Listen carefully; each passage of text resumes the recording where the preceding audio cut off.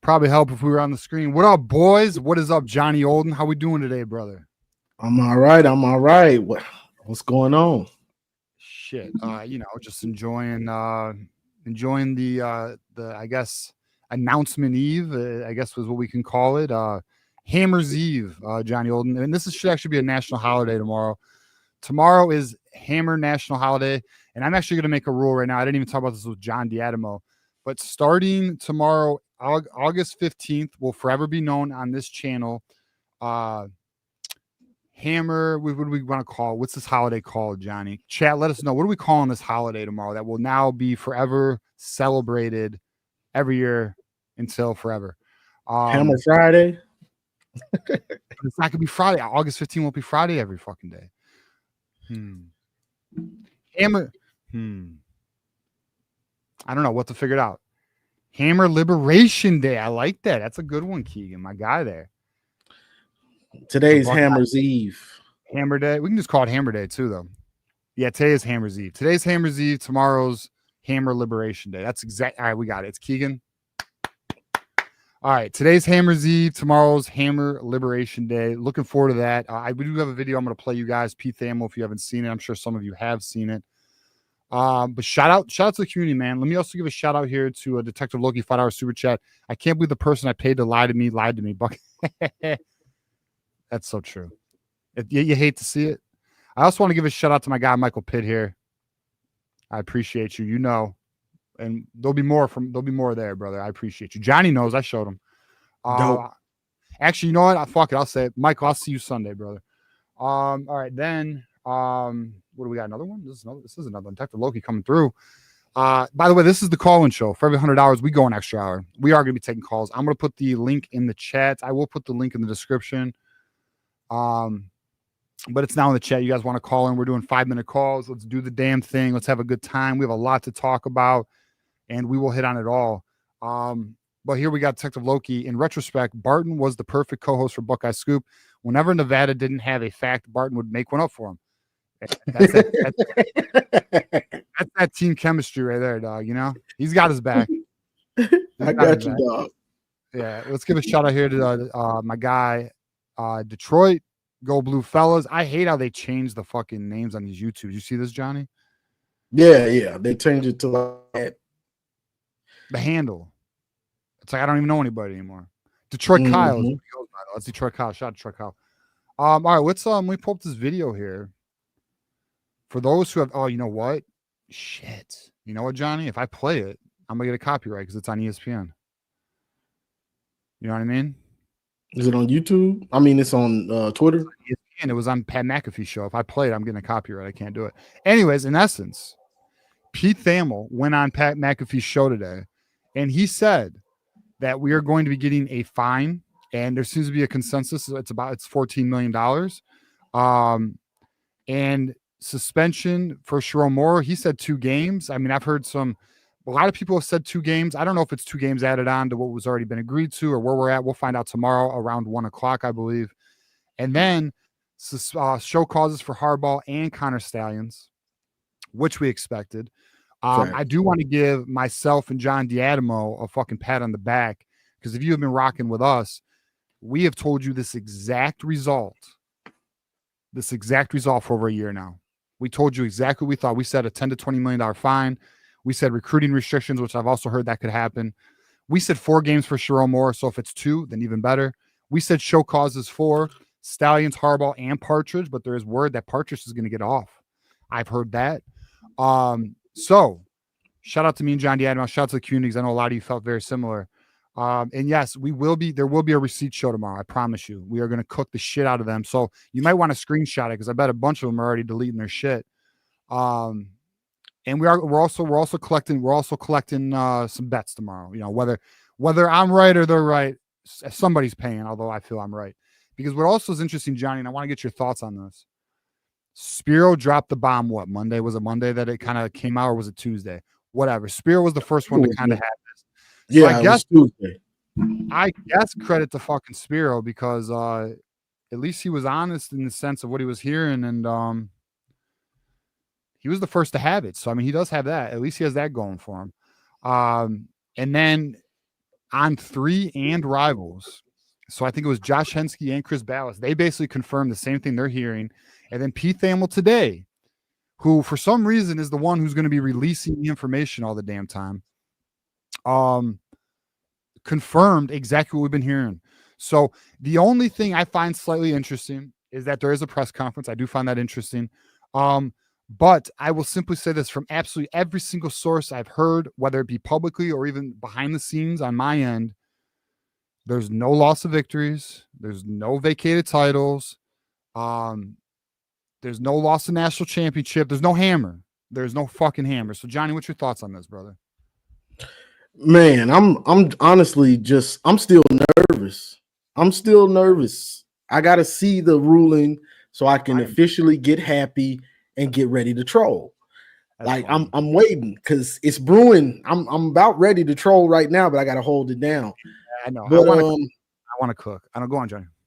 But you know, it doesn't surprise me, because the big thing is, like, I was just watching Garrison, and he was saying cheating. Well, this is Michigan admitting they cheated, bro. Dude, he was texting today trying to get me to like fucking. But go on, Johnny. We'll go on. We'll get into it. Yeah, this is Michigan admitting they cheated. Here's the thing, real quick. Yeah. Is breaking a rule cheating, or is it just a rule being broken? Yeah, right. Which, you see what I'm saying? You know what I told Garrison, because he was trying to get me today. He goes, "Well, let's face it, you did cheat," and I'm like, "Brother, this is jaywalking. This is fucking jaywalking." I was like, "So wait a minute. All these dudes are buying players, all these fucking teams, and they're tampering. That's not cheating." That's a broken. See, now it's a broken rule. That's just breaking the rule. And then Johnny, you want me to feel bad in a room full of thieves? Exactly. No, absolutely fucking not. Absolutely fucking not. If anything, you know, I feel one amongst all. We're on the same shoe, whatever, bro. Michigan. Listen, did a Michigan advanced scout? Yes. But do I give a shit? No, I don't give a shit. You know why? Because there's not a school at the top of the food chain not pushing limits. There's not one. You think Nick Saban was clean?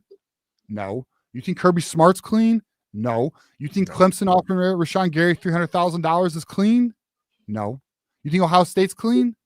No. So why the hell do I care if we advanced scouted? Johnny, do you care? Oh no, I never care. You know what else, Johnny? The year we won the title, everybody knew everything, and we still whooped everybody's ass. So why the hell do I give a shit? And that's what they mad about. Yeah, I don't give a shit. Because even Harbaugh getting suspended didn't stop a thing. Still beat Penn State, still beat Maryland, still beat OSU, still beat Bama when he came back, and still mopped the floor with Washington. Holla. Bro, there's not a single ounce in my body. Let me see what I texted Garrison. he couldn't hand. You know how Garrison is. He doesn't want. He can't lose an argument. You know, and so he'll keep going. He'll keep going till he'll make you feel like he's got you. I told him this. I said, all right. So he fucking went. This is Garrison. Just so everyone knows. Like, this is Garrison. Fucking. We're already going another hour. Thank you, Wolverine Casual. I'm gonna get to it. So I essentially told him, I was like, this is college football. It is what it is, brother. Like, at the end of the day, I was like, it happened, but I don't find it serious. Like, this is jaywalking. But if you want to take it a step up, okay, I'm not wearing a seatbelt. Give me a ticket. Get the fuck out of my. You know what I mean? Like, exactly. What are we doing, bro? What are we doing? And we already. So here, let's give a shout out here to Drufus. $99 super chat. OU got fall camp injuries. Not only does OU have fall camp injuries, OU was, I think, they led the nation in sacks last year. Well, guess what? Word out of OU fall camp, because I've been paying attention, they're having offensive line issues. Our defensive line is going to fucking eat. They're going to eat, bro. I really believe that. We got Lance Flory here, one of our faithful moderators. Let's get these Michigan toy hammers in the works, fellas. Let's go. You're not wrong. You're not wrong. Tachman had it first. He said, I wanted to show this because if he did, I didn't see it. If he did, shout out to Tachman. I'm a fan of Tachman. I like Tachman, Uncle T. For those who don't know, Tachman's Uncle T. Wolverine Casual with the $100 hitter. So first of all, thank you very much. We appreciate you. Second of all, we already have our second hour. So let me just. All right, we're 88 away from a third. Actually, we're 89. We're 89 away from a third hour, boys. 89 away from a third hour.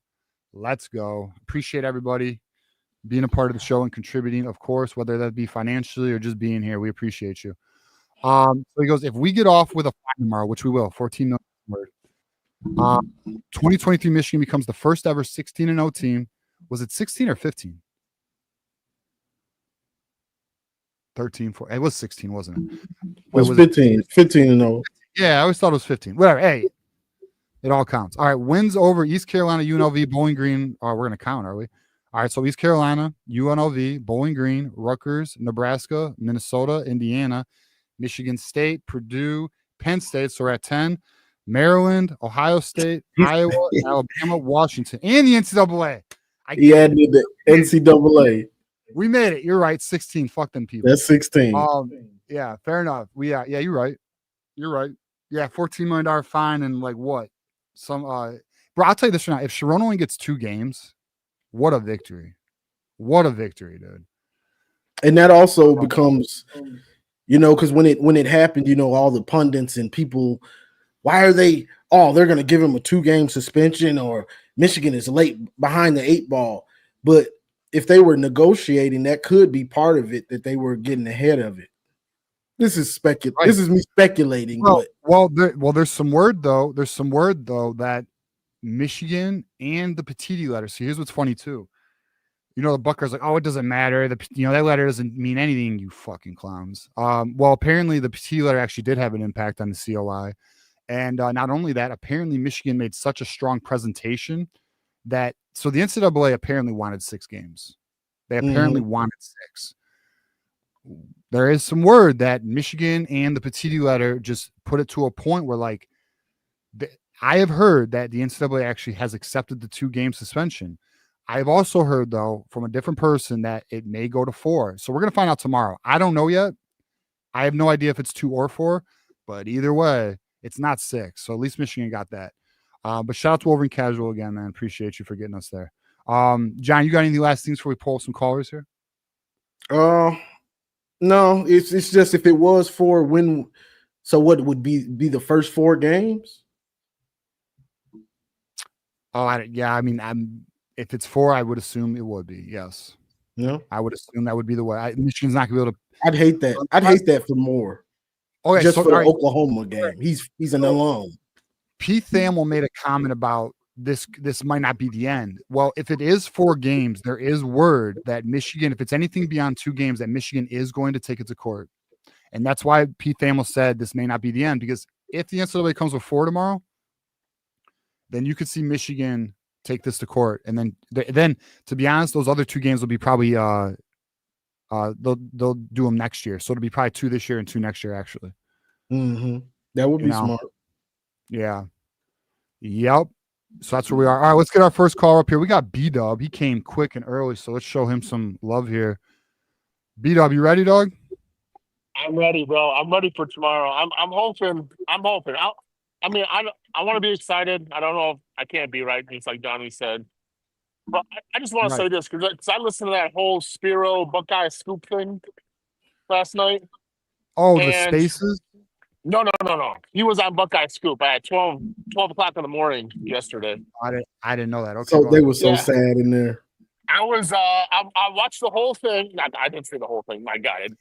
Just the Spiro part. And to see what he had to say and stuff. Now, how they see it, right? How all of them see it is, well, we just reported, or he just reported stuff. I reported. I'm just doing what I'm doing. I'm reporting. That's all I'm doing. I'm like, okay, first of all, bullshit. Number two, you then spew what you say, facts or feelings or of your inside sources in Michigan to push narratives to the Buckeye Scoop, who then pushes it through Intrinsic, who then tries to find all these cases, these backlog cases and current cases of Yeah. look. There's nothing to see. There's nothing to look. Okay, you're out your mind. You're pushing this narrative. First, this has never happened before. So stop pushing shit. Stop it. You're just pushing hate and vitriol or whatever to the fan base, who then peddles it forward. Like, Yeah. Well, you're so full of crap. I'm not going to name any names, but I found out this week there's some people who act like they're in the know, but they're really just parodying information from Yeah. Spiro, from Buckeye Scoop. They Exactly. don't actually know shit. They don't know nothing either. They don't Yet know. they come to us and like, well, Michigan feels a certain way. They Well, feel good about what I'm like. We don't know anything either, but we're not peddling shit. I'm not pushing narratives of, dude, it's all good. You're doing nothing. So the only thing we've gotten, like, so in December, I told you guys this. I got word that there's a quiet confidence as long as no new information comes to the table. The Tony Petitti letter said there's been no new information, which is why I doubled down and I said, then we're good. And then it does appear everything that we said in terms of the expectations, it comes to fruition. So I'm really happy about that. I'm actually thinking about finding some old videos and just like fucking claiming my dub. I don't know if I feel like getting that type of egotistical about it, but yeah, B-Dub. I mean, it's looking good though, but I agree with you. Like, that's why we're not doing a receipts yet. That's why we're not doing victory laps yet. Because we'll wait. But it's like, tomorrow. It pisses me off, dude. There's like these people now all of us now Buckeye, that Nevada Buckeye fucker, he's so like, oh, I'm still upholding for justice. I'm still hoping for this or that. There is no justice, man. Like, what are you talking about? It is very cut and dry. Connor Stallions did signals. He stole signals. Congrats, that's not illegal. What is illegal is advanced scouting. Other than that, you don't got shit on nobody. So get the fuck out of here. You ain't got nothing. And according to probably to Michigan, how they're going to treat this whole thing, based on what Steve Dason said, they're just going to let him fall on that sword and say, yeah, no, it was all him. It looks like the text messages from Partridge back that up too. Like, I don't do what you do, bro, but I don't care. Like, no one cares. But they're making this, but they push this shit, and this shit pisses me off. You got, and now all of a sudden Spiro's like, I'm just reporting. No, you stated your opinion. Now, and he feels like, well, if people tell me to delete my stuff because I said this or that, we can say whatever the fuck we want because you have an opinion and so do I. So I'm gonna push my opinion just as much as you, bro. Bro, it's fucking hilarious that what they wanted to happen is what they claimed as sourced information. Yes, exactly. That's insane. That's insane, dude. That's the problem with Nevada, but that I don't know whatever. I can't say his name. I can't think right now. Yeah, that guy. I just can't stand that guy, dude. Like, he pushes all this shit. He's got inside social. You ain't got nothing. And that's why I at least give a little bit of credit to at least Minister Sports. Who's like, dude, I don't know nothing, and he sure as hell don't know nothing. So, and I got better sources than Nevada Buck. So you want something else, like. It's like, just shut up, dude. If you don't know nothing, shut up and keep it moving. And their whole thing, dude, I just can't stand that show, those people. That's why we need that tractor, a new tractor to beat the piss out of that fucking subscriber count that they got of 35. I swear it's got to be bots. Ain't no, you can't have 35. There can't be that many people. Well, right? there is a tracker coming. We're gonna release it the first game of the So, year. all right. All right. I'm excited, hey, man, because B-Dub, we got to beat that ass. we will. B-Dub, so I got more callers on the line, so I'm gonna get Okay. to them, but I appreciate you, brother. No problem, man. Go blue. Say Go go blue, blue, my baby. guy.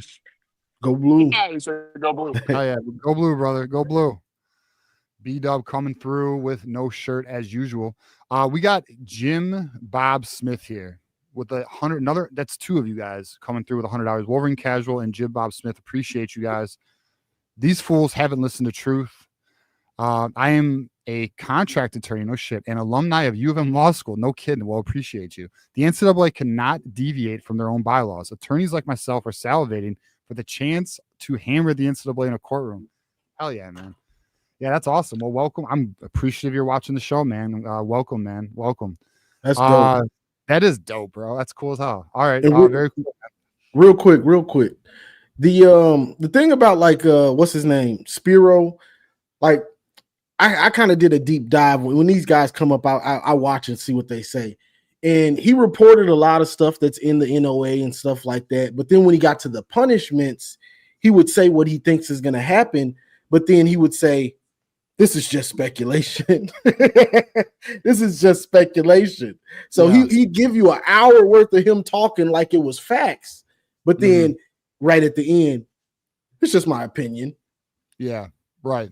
Yeah. And but then they would always say, oh, this is what I'm hearing, or this is what they would like. I've heard Spiro say this is, oh, I heard this from my source, or fucking even, Scoop. They're like, oh, the countdown clock, the fucking countdown clock, bro. Remember that? Bro, I was in there yesterday. They super sad. I was watching Buckeye boys. They over there sad with the intrinsic dude from Twitter. Bro. I want to go so much harder right now, but I gotta, we gotta wait. We gotta wait. I know. Like, it's just insane. It's in like, I have a rant. I have a rant that I want to do, but we're gonna wait till tomorrow. But essentially, we'll save it for tomorrow. All right, let's get to our next caller here, Johnny. We got Ben Baller in the house. Ben Baller, how we doing, man? What's up, fellas? This is like Christmas Eve, man, and hopefully Santa comes and delivers the goods. You know what I'm saying? Yeah, it's Hammer Eve, bro, and we're all celebrating. Man, actually, I kind of wish I had some drinks right now. For sure. Hey, one thing I do find interesting, which I want to know your thoughts on this. What do you guys think about them holding a press conference? Yeah, I find that interesting, but I mean, I think so. We'll give a shout out here to Michelle, the Twitter queen on there, but she was like, look, I mean, considering this is the most talked about off-field issue in NCAA over the last 2 years, of course there's going to be a press conference. And she's not wrong. That was my instant thought when I heard there was a press conference. Yeah. That's what I'm hoping, because I'm 98% confident right now. We ain't really gonna get hit with nothing. But the press conference thing, that I'm a little hesitant on that, because that is rare now. That is rare. They don't usually do press. Let me throw another thing at you to make you a little uneasy, okay? The other thing that I find odd or suspicious or weird, they're not giving Michigan the full release until a few hours before the press conference, where typically they get a 24-hour, grace period or whatever. So they're not letting Michigan know until a few hours before the press conference, and then they are doing the press conference. So I do find that interesting, but I will say this: here's what rests my concerns. You have Spiro, who absolutely hates Michigan, wants the worst things ever to happen to them. Give his perspective on what he's hearing. Then you have Pete Thamel, who we all know is an undercover agent for Ohio State, essentially backing up and confirming those exact punishments. And then you also have on our own side, and we're going to give a shout out here to Rivals, Josh Hensky, shout out here to On3, Chris Ballas, who have essentially confirmed that they're hearing similar things on their end. So you have all these different sources aligned with the same exact thing. So because of that, here's what I hear. All right. So here's also to rest any concerns. Here's what we do know. It is absolutely no loss of victories. It is absolutely no postseason bans. It is absolutely no loss of titles, whether it be natty or conference. That has been unified. everybody has agreed that is not it. Yeah, the only thing that's of question right now is the suspension length of Sharon.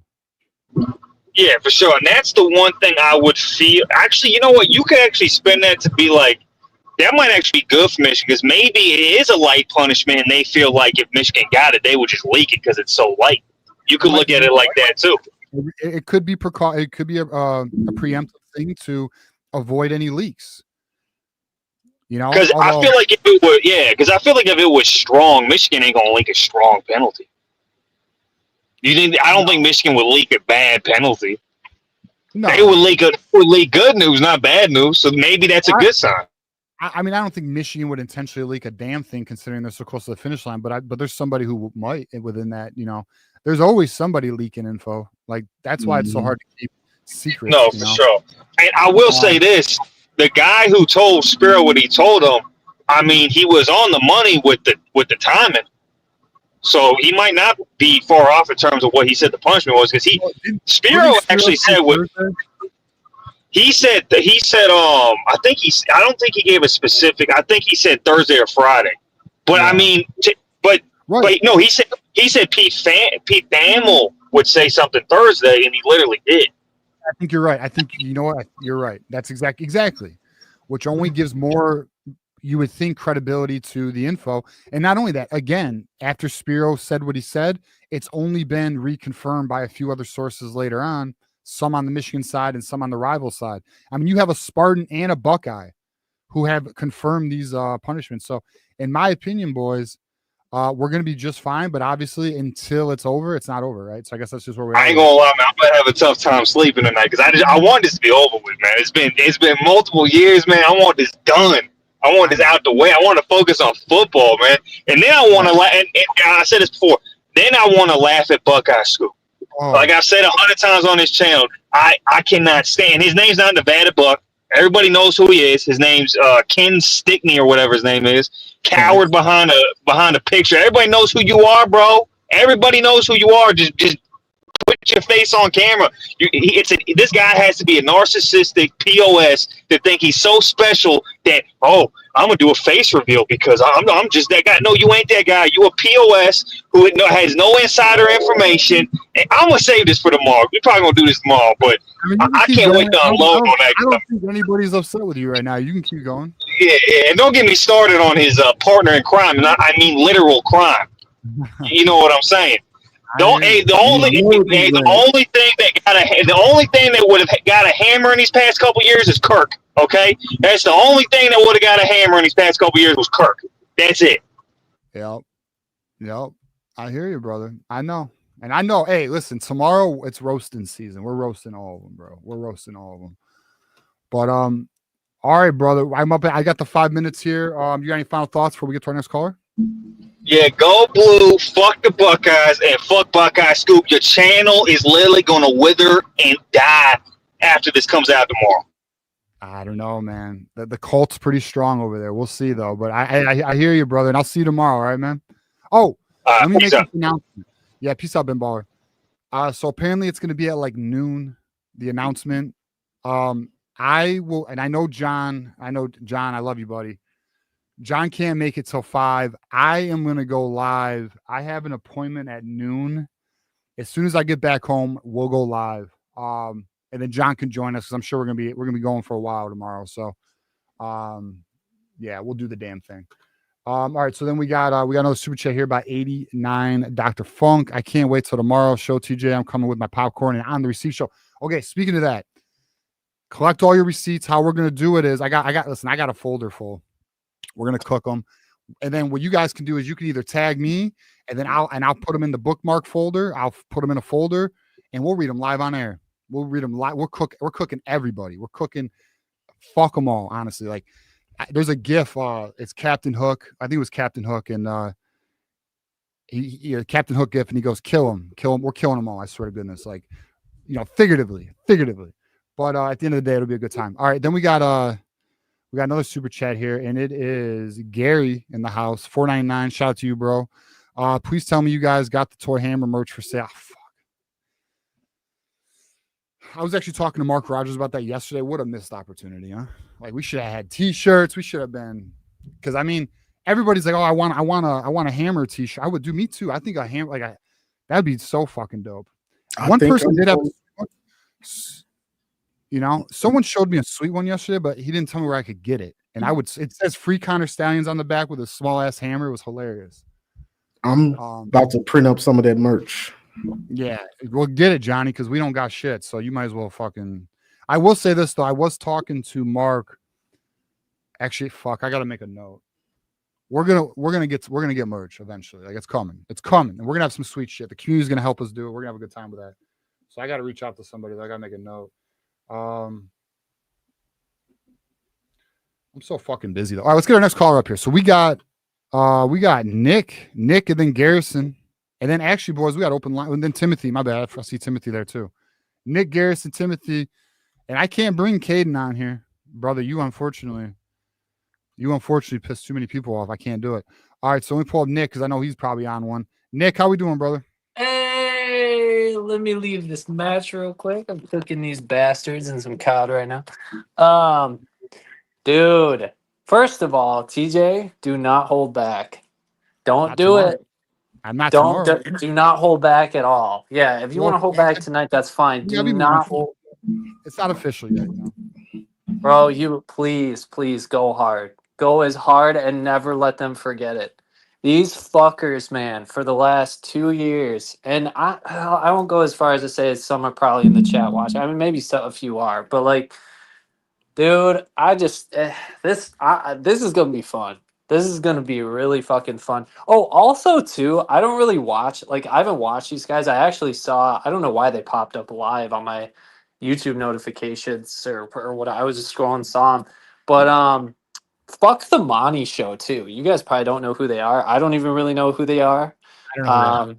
Okay, well, yeah, they're about to get it. I think they're still pedaling. I was listening to them for like 30 seconds and then I backed out and because I just couldn't do it. But I don't know if it sounded like they were still pedaling, like Michigan's about to get slapped.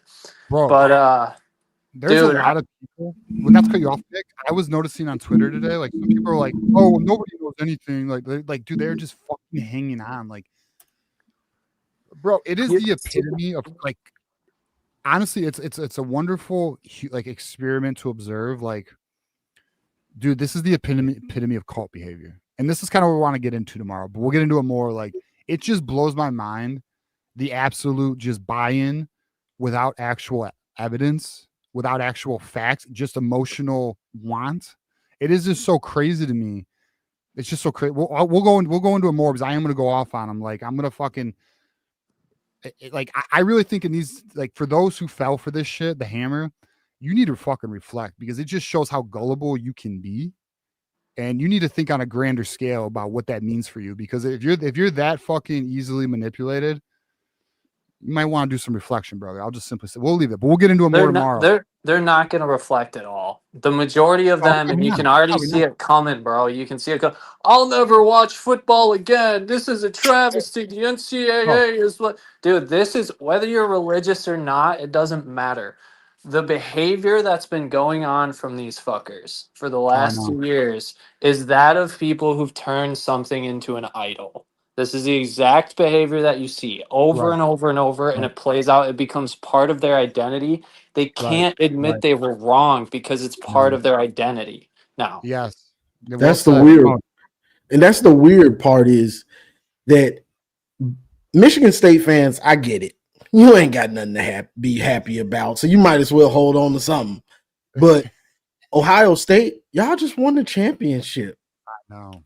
And y'all still hanging on to this like this is the natty. Like the hammer was the natty that you're waiting for. It's insane to me. Yeah, fucking like I had another watcher of our podcast, shout to Jason. Bro, he sent me screenshots of all these Ohio State podcasts, and all they're talking about is just Michigan. Now, granted, the news is it's popping right now. It's the thing to talk about, but still, they are more focused on us than us them. Like I don't like unless like I we don't like, we talk about Ohio State in the sense of the hammer, but like, I don't talk about much else of Ohio State. Like, we don't talk much else of Ohio State. Like, they're our rival. That's great. But like, at the end of the day, like, I'm not focusing on their shit. Like, I'm just not. Like, I'm aware of it to an extent, but like, I'm not focusing on their problems or anything like that. Like, we're aware that the quarterback situation hasn't been resolved yet, whatever, and you know, all that. But at the end of the day, like, they are more, in my opinion, they're more obsessed with us than us them. That's what I think. Not to say, let me just qualify though. This isn't a Michigan State situation where they are very obsessed with us, and we really are like, whatever. Like, we'll see you in October, and then you'll get your ass whooping, and then we'll keep it moving. Ohio State, listen, there's obviously more. We have more respect for you guys than, even though it is FU, we still respect you more than little brother. Okay, but at the end of the day, like, I feel like they have more. I don't know. I just feel like they care about us more than we care about them. Like, I just feel like they're more invested in us than them. Well, you know what I mean? happened was, over that stretch, Ohio State felt like they were supposed to beat Michigan. Michigan's not going to beat us. Michigan's second fiddle. Michigan is whatever. They ain't beating us. End of story. And the fact that they can't get over the fact that Michigan has went on this run. They can't get over it. They don't think about Jesse Minter or Mike McDonald. They don't think about that stuff. They don't think about Harbaugh, changing these things and focusing on Ohio State. They don't think about any of these things. They just think, oh, okay, that's it. They were cheating. That's what made them better. Not all those NFL players that were on those rosters, and some of them are still on the roster. It was not them. It was the cheating. That's all it was. And to follow up that point, like, if you were just a clear-headed football fan, you'd be able to objectively look at previous national champions before Michigan, and what made those previous national champions great, Michigan had on the field. They had that elite defensive line. They had that elite running back duo. They had explosive wide receivers when they needed it. They had an elite 5-star tier quarterback. They had seniority and experience and leadership and a mission.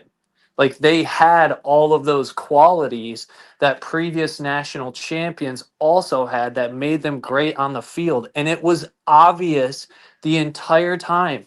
These people, the reason why I don't want you to go soft, and I know you're not, but I mean, just never, like, shove it up their ass every day of their life till they're dead. Like, I don't care, because they chose. What's nefarious about it is a shot at their character. Like, it says a lot about their character. You could easily see that this entire thing wasn't a big deal, but no, they chose to stick their head in the sand. They chose to have ulterior motives, and they chose to lie about it. And that's what they fucking are. They're a bunch of fucking liars. Period. Yeah, fucking yeah. Well, listen. First of all, we're cooking the shit out of them tomorrow. Fuck them. And then me and Johnny and Maniac and everybody and Maze, and we got a group chat, and we've already, like, me and Maniac at least have. I'm not letting this shit go. Like, I am going to. Hell no. I am going to bring this up every show. Like, I'll be like, oh, the fucking Hammers. I'm gonna come up with something, bro. Because fuck them, bro. Like, in my opinion, bro. That fan base, and now obviously not everybody, and Garrison's waiting online, and I know he is one of the Buckeyes who did not push the hammer talk. But bro, there are so many of them that, to your point, Nick, made it their identity to where, like, you have lost all credibility in all, They were a lot of podcasts, OSU podcasts. They chase the clicks. They chase. I get. They chase the clicks. Don't even engage, like, in the excuse making on their side, which is of course going to come. You could just use the same logic that they were using and re-ask the question in a different way. Well, if it was such a bad scandal, the worst one in college football history, why did they only get this? Why did they only get that? Like, you could just. All right, but to Johnny's point, though, I want to hit on, like, he's like, oh, well, they're getting clicks. They're like, no, they're content creators. They're trying to get numbers. There's a difference between making content that is trending and just making shit up to fucking get numbers. Like, that is, I don't know. That's not something I'm gonna do. Like One I is have growing I your don't do that. channel. One is growing your channel with fun content Like- that people enjoy, and one is completely propaganda. well, Like they're two look, totally different things. like Underwood, like anything Underwood's hot, like that gets numbers. So like obviously you want to hit on that from time to time, but like I'm not gonna peddle some lies just to fucking get a like that's insane to me. I don't know. That's crazy to me. I don't even know like how the fuck like how think about this though. Think about this for a second though, Nick. Not to cut you off. No, you're good. Imagine having and dude, I've seen they get 1,000 people watching at a time on their show, which is amazing number. That's an amazing number. But like internally you're lying to them. That's fucked up, dude. You are leading a group of individuals on and you're giving them false hope. Now, whether it's because you want it to be true, which maybe that's what they're doing, they want it to be true.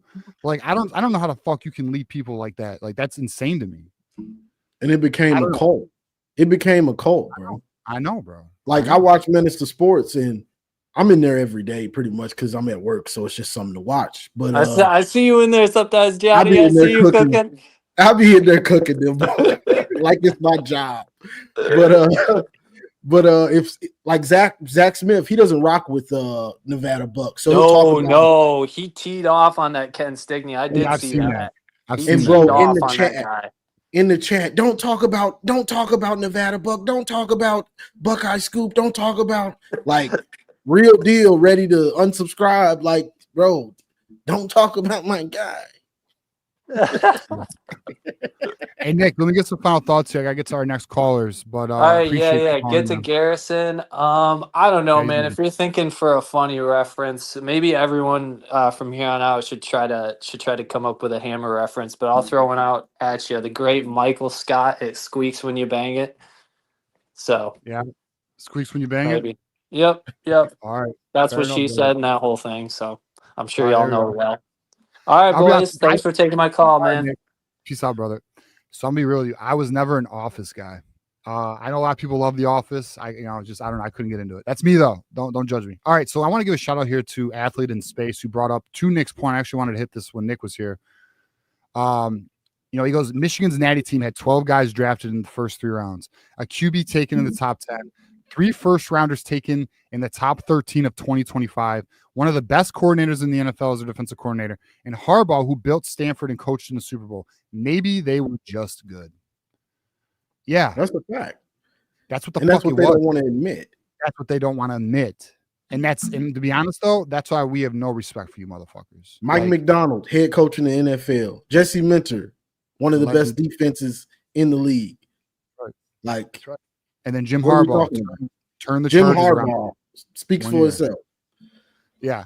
Yeah, then he mentions it. Mike McDonald, blah, blah, blah. Like, at the end of the day, dude, like, that's why we don't respect you fuckers. Because you can't acknowledge that and you can't just accept your loss. Like, you have to make up excuses to justify your bullshit. But anyways, let's get to our super chats. Go Blue. Blue fans, let's go to work and do what we do. Also, God bless the chat, TJ and the boy Johnny Olden Jr. Thank you, brother. We appreciate you. We got Dominic in the house. Go Blue, plus 1,000 for Big Ten Championship. Easy money. Get your money. Detective Loki, $5. If line was an Olympic sport, Scoop would take gold, silver, and bronze. Wouldn't medal in thinking, reading, writing, or speaking, though. What is it? A jack of all trades is a master of none, right? So, he's just ultimate liar. All right, so we got 89 Dr. Funk in here. Also, again, appreciate you continually contributing, brother. OSU obsesses on Michigan because we put food on their table with content. It's facts. Michigan is also so much in the fan base head that they can't even enjoy their natty. Let that sink in. That's wild as fuck. Yeah, bro. It is interesting. It's interesting. I'll say that. I love Michigan, the fact that they can't enjoy it. I love it that they can't enjoy it like they really want to. because they lost and they didn't go undefeated and shit, bro. And then, and so they got to like fucking, because we beat them. Now they want to like make us feel like shit. Like the whole like thing, especially the Spartans, bro. They're like, regardless of the punishment, we know they cheated because they're being punished. Like, shut the fuck up. Michigan Sparty, get out of here. Michigan State Daily. Wolverine Warrior here. Michigan had NFL caliber coaches. Exactly. And those coaches are now thriving in the NFL. Wolverine Warrior here. The game trophy needs to be the big hammer. Now, facts. Dude, they need to do that. That'd be fucking hilarious. What if oh my God, you know what it should be? Planting of a flag. The trophy should be planting of the flag.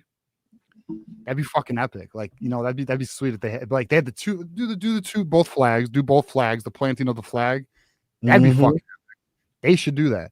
They should call me and I should fucking get some type of commission or something. Anyways, all right, let's bring Garrison up. One of the fairly reasonable Buckeyes, unless he disagrees with you. Garrison, what up, Garrison? How we doing? Hey, Johnny, TJ, my guys, how you doing? We're doing good. What up, brother. Garrison? Oh, first off, wait, TJ, you're not a fan of The Office, you ignorant slut. I know, dude. Like, and any girl I date, see, like, you wouldn't get that quote. You wouldn't get that quote. I never got to watch it really. Oh no, Dwight, you ignorant slut. But bro, bro, any girl I date's like into that show, and I'm just not into it. bro, I've seen it 19 times all the way through. Most people say that they watch like yeah. fucking for all the time. That's crazy. Real quick, listen, I know a lot of people here in the chat don't like me, and you know what? I get it. But TJ, What up? can you please tell me the Ohio State channel that has not said anything about a hammer? Yeah, you. That's Ohio State, the Voice of College Football, Garrison. Ohio State at the Boys College Football. Listen, I of course I had my live show today. Shout out to Tree Dog. Great, love talking to Tree Dog. I love talking football with him. Also, Berg State. That's one of ours, bro. But in Tree and I, him and me and Mike, we had maybe a 25-minute conversation. It was a really good conversation. I did have about a 10 to 15-minute rant about the whole thing because, like, as you know, for about a year and a half, I have not talked about this. Even when Bryce and I had the Scarlet and Blue show, I told Bryce, I said he wanted to talk about it. I said, Bryce, I'm gonna be honest with you, I don't care to talk about it. I didn't care to until we knew it was getting to the dead ass end, and now we're here. Now, me and you, of course, TJ, we had a conversation earlier. We disagreed about a few of things, but like, well, why don't you tell people we disagree about? Well, I have my points right here. All right, let's get it. And I'll be quick because I don't want to take too long. You're good. But these are the bullet points I came up with, and I think towards the end of it, you will be more happy. Everyone will be more happy about it, right? Okay. I say, listen. At the end of the day, yes, Michigan did cheat. Like, and no matter what the punishment is, the institution already admitted to it, and that's what it is. I said when you suspend coaches and you fire coaches, and mind you, if tomorrow is accepting fines or whatever it is, that means you're still accepting fault, which means you know what you did, right? Whatever. We advanced scouted. We agree. Whatever. They broke a rule. Hey, and one of my favorite quotes ever: "If we didn't have rules, we'd live with the animals." I told TJ that earlier. Okay. Tell it to Alabama. Go on. Yeah. And then I said next. Well, my next point was I don't think anything drastic will happen to them. As I said for a very long time, like I just don't like. I've never understood that. Whatever. And I'll speak more about that in a little bit. Okay. My next point was they will get penalized and some coaches will get show causes. That's okay, cool. I said I don't think a lesser fine is a victory lap, but I do think TJ should be able to take victory laps against people who push that hammer propaganda, which I told you earlier on the phone. And we will. Yeah, but I said, but getting penalized, depending on no matter what it is, that's not a victory lap. That's still admission. Yeah, we advanced scouted. I fully acknowledge that. Yes. I have no issue admitting that. Next. Shout out to Tree Dog, by the way. Shout out to Johnny Menace. Oh, shout out to Tree Dog. Oh, no, read the super chat. Shout out to Johnny Menace Army Ops. Oh, and by the way, speaking of Caden, look, Caden, like earlier, like on my show, I had to kick Caden off of it. Yeah, I heard. Listen. Listen. I'm a TJ. How often do I say I'm a company man? All the time. Company man. You don't talk shit about the boss. Yeah. I'm gonna kick you off. Can't do that. You don't talk shit about Mark. What's wrong with you? He hired me. Yeah. Don't touch that. That's pinky stuff. That's pinky. Company man. Johnny was telling me before the show that was going down. Yeah, man. No, Johnny was there. Yeah, I don't do that. Next. I don't think anybody will be happy tomorrow. I think you will still have Wolverine fans that are upset that they got fined, and I will speak more on that in a second here. And of course, Ohio State fans, they're not going to be Michigan State fans, whatever, cool. TJ and I talked earlier about the difference between on the field and off the field. You know, if you want to talk about Ohio State players selling pants and selling helmets, as someone who played this game at the collegiate level, I do think there is something different than when it comes to between those white lines. And I do think there's a difference about when you cheat, like while the game is being played. Broke a rule. No, well, if you want to say, well, breaking a rule, if we don't have rules, we live with the animals. So, like, all right, go ahead. And by the way, shout out to Lagunitas Maximus. But continue. Who's not sponsoring the show? Come on, you're promoting that stuff. Who's not sponsored yet, but they should be. I'll say Focal Paintscaping. I'll address your comment. I think it's an interesting This comment. is the Topo Chico channel. All right, look. What the fuck's wrong with you people? Anyway, are they paying us money? Black man's water. No, but we're trying to get the money. That's why. Yeah, fair enough. Touche. All right, I'm all for it. All right, Which, by the way, if you haven't yet, if you would like to sponsor the Voice of College Football, please reach out to us at the vocfb@gmail.com. But go ahead. We actually just landed a full season sponsor yesterday for the Michigan channel. Very excited. Congratulations, guys! Proud of you guys. Well deserved. Well, best Michigan channel you can find out there. Much better than Isaiah Holes. Well deserved. Sunshine Pumper. But continue. And Chris Ballas says, and whoever else is. This is the best Michigan channel you're going to find. All right, sorry. Make us create enemies. We're not trying to. Anyways, all right. So to your point on the whole like cheating thing, right? Okay. Look, we advanced scouted, okay, and then like our guy Focal Point, fuck it, we'll just pull it up. You know, he says here, and I know. Yeah, I'm gonna read that. Actually, Nick goes. Everyone advanced scouts, look it up. I want to give a shout to Nick and our super chat. Then we got Focal Point. Nick, there's a difference. No one else has been caught doing this. So, like, as you have to admit that still. All right, so there is a loophole kind of found. I agree with. Listen, I call this a gray area. I agree with you. It is a gray area. It is. Damn, you do landscape. We gotta talk, my friend. Anyways, there's a loophole kind of found. There is no rule sending family to. Yeah, I know it's supposed to be staff. I agree with you. That is the gray area. That is a gray area. It is. But he was, buying the tickets for him, and there was film on the sideline. That is a gray area. I don't disagree. It's not a gray area. It is a gray area. But we're gonna find out tomorrow how the NCAA truly looks at that. That's what I'm interested in seeing. That's also why I'm more reserved tonight, because we got to see what they say. I agree with you. There is a gray area. Now regarding the cheating, that's the NCAA's fault. That's their fault, to be honest with you. Yeah, I don't disagree. So here's the thing on the cheating thing, though. Okay, we could say, okay, Michigan was aware of signs. Let's just say that.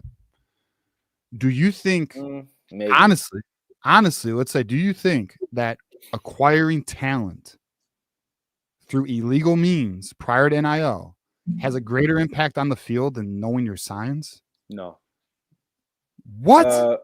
I'll tell you why. Well, again, no, TJ. Let me end this. I'll let you get it. Let me end this. There's a reason why there was only 4 teams. There's a reason why there was only 4 teams in that stretch there who mattered.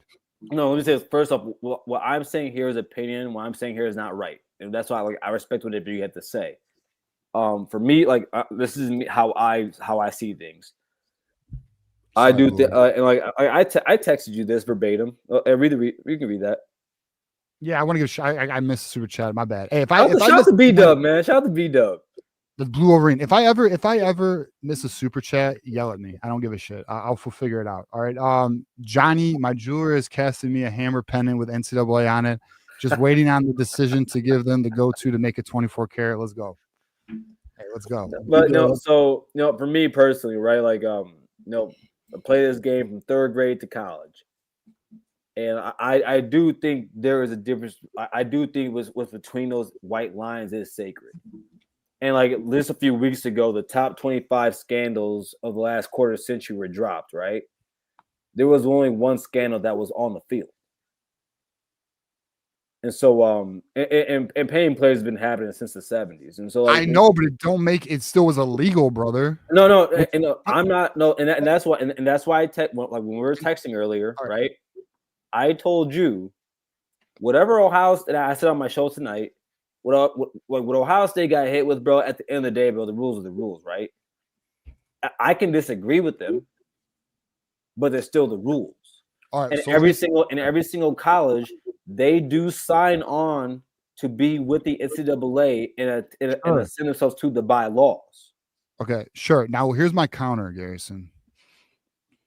And real quick, we got her because I don't want to take too much time, and I want to make these Michigan fans happy.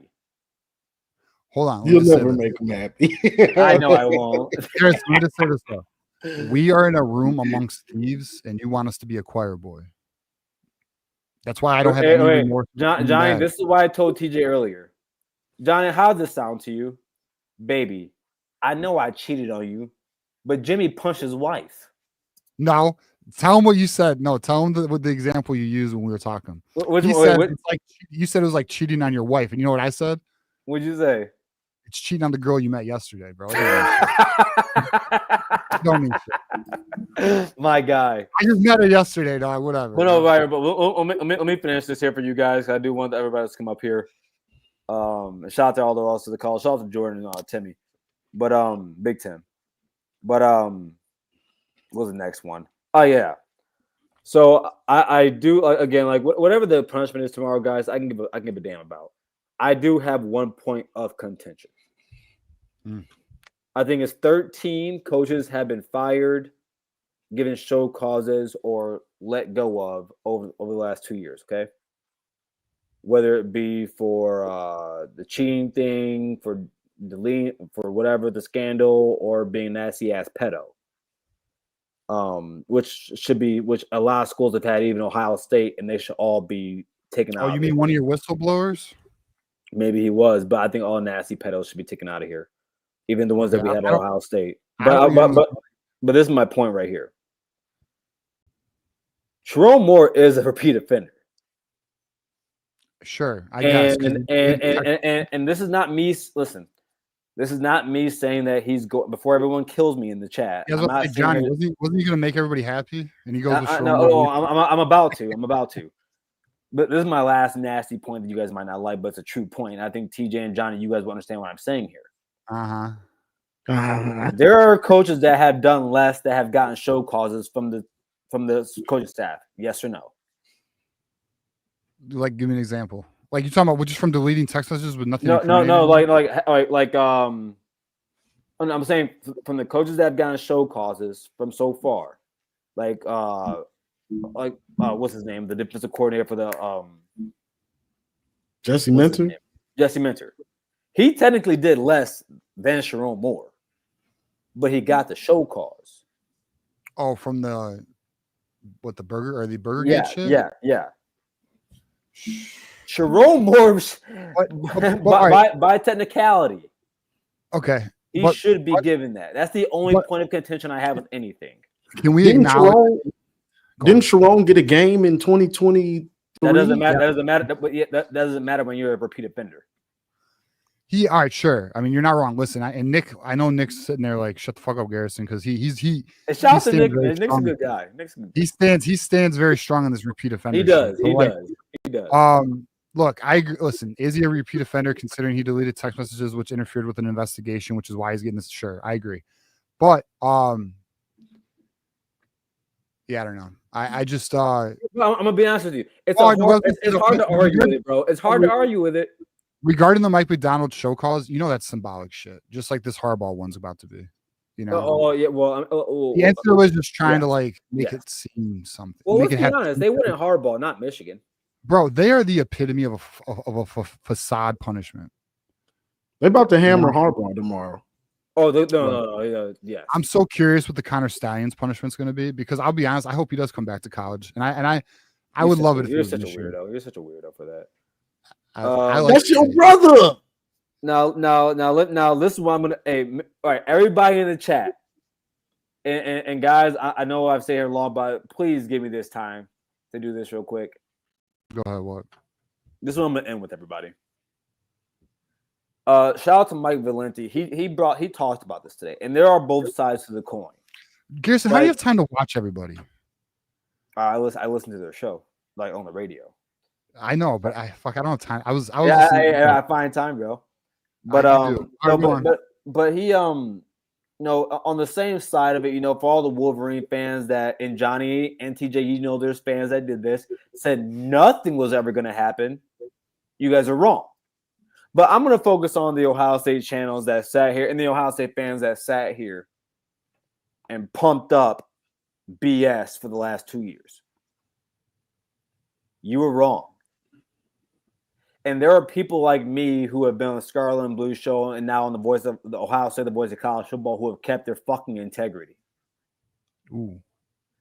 And I sat here and told people for a very long time, nothing insane was going to happen. Whatever that stupid ass hammer you guys want to talk about was never going to happen.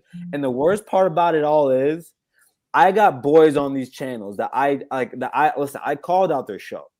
I'm not going to say his name. He took over for what's his nuts that got put in prison, and now he's on this show. And I said he doesn't have to do this because that idiot Nevada Buck, I don't know his real name, Nevada Buck guy, he still runs that network, and now that's what he has to do.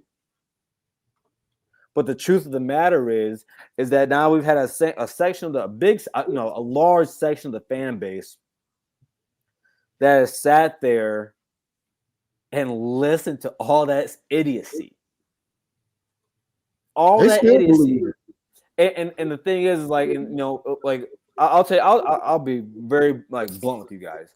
When TJ asked me to come into the Voice of College Football, he told me I was his first choice, and I respect him for that, and I love him for that, and I truly love this opportunity because I've watched the show on this channel for a long time, and now I'm here, and it's fucking awesome. I could have, and the biggest thing is TJ told me, he wants to get the channel where it should be, get the subscribers up, get the likes up, and all that. I've easily could have been doing that over the last 2 years. Or I'm sorry, not I've been 2 years. I could have easily been doing that since August November. last year? November. I could have easily been doing that. And TJ, it probably would have worked. Johnny, it probably would have worked. Chose not to. And that's because I can't attach myself and destroy my integrity for something I don't even believe in. Yeah. Something that I don't even think is real. And so for all those Ohio State fans out there, because you guys see me on X before, I made no bones about it. I'll call it my whole fan base. Don't care. Called out my boys earlier about the whole Devin Brown being the Cal McCord bullshit. But and now he might be getting beaten out by a true freshman, but that's another talk for another day. Any Buckeye fan that sees this, if you're watching right now, if you see it later, let it go. Let it go. Because there's nothing worse than being an Ohio State channel and the last thing you're doing is talking Ohio State football. That should not be the last thing you're talking about. For no fucking reason should you be for 2 years. For 2 years, should the title on your screen be anything that has to do with fucking Michigan? For no reason. I don't do that. What I sit there and do is I go out there, I make sure I do all the research I can. I bring on guys like Dallin Dennis, who's an Ohio State beat writer, comes on my show like he did last week, and we talk Ohio State football. The last thing I want to talk about is Michigan. Don't care to talk about Michigan unless I really need to.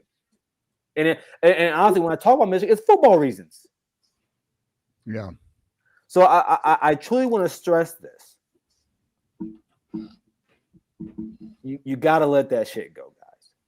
Because at the end of the day, whether they get sanctioned or not, whether they get hammered or not, what does that have to do with Ohio State football?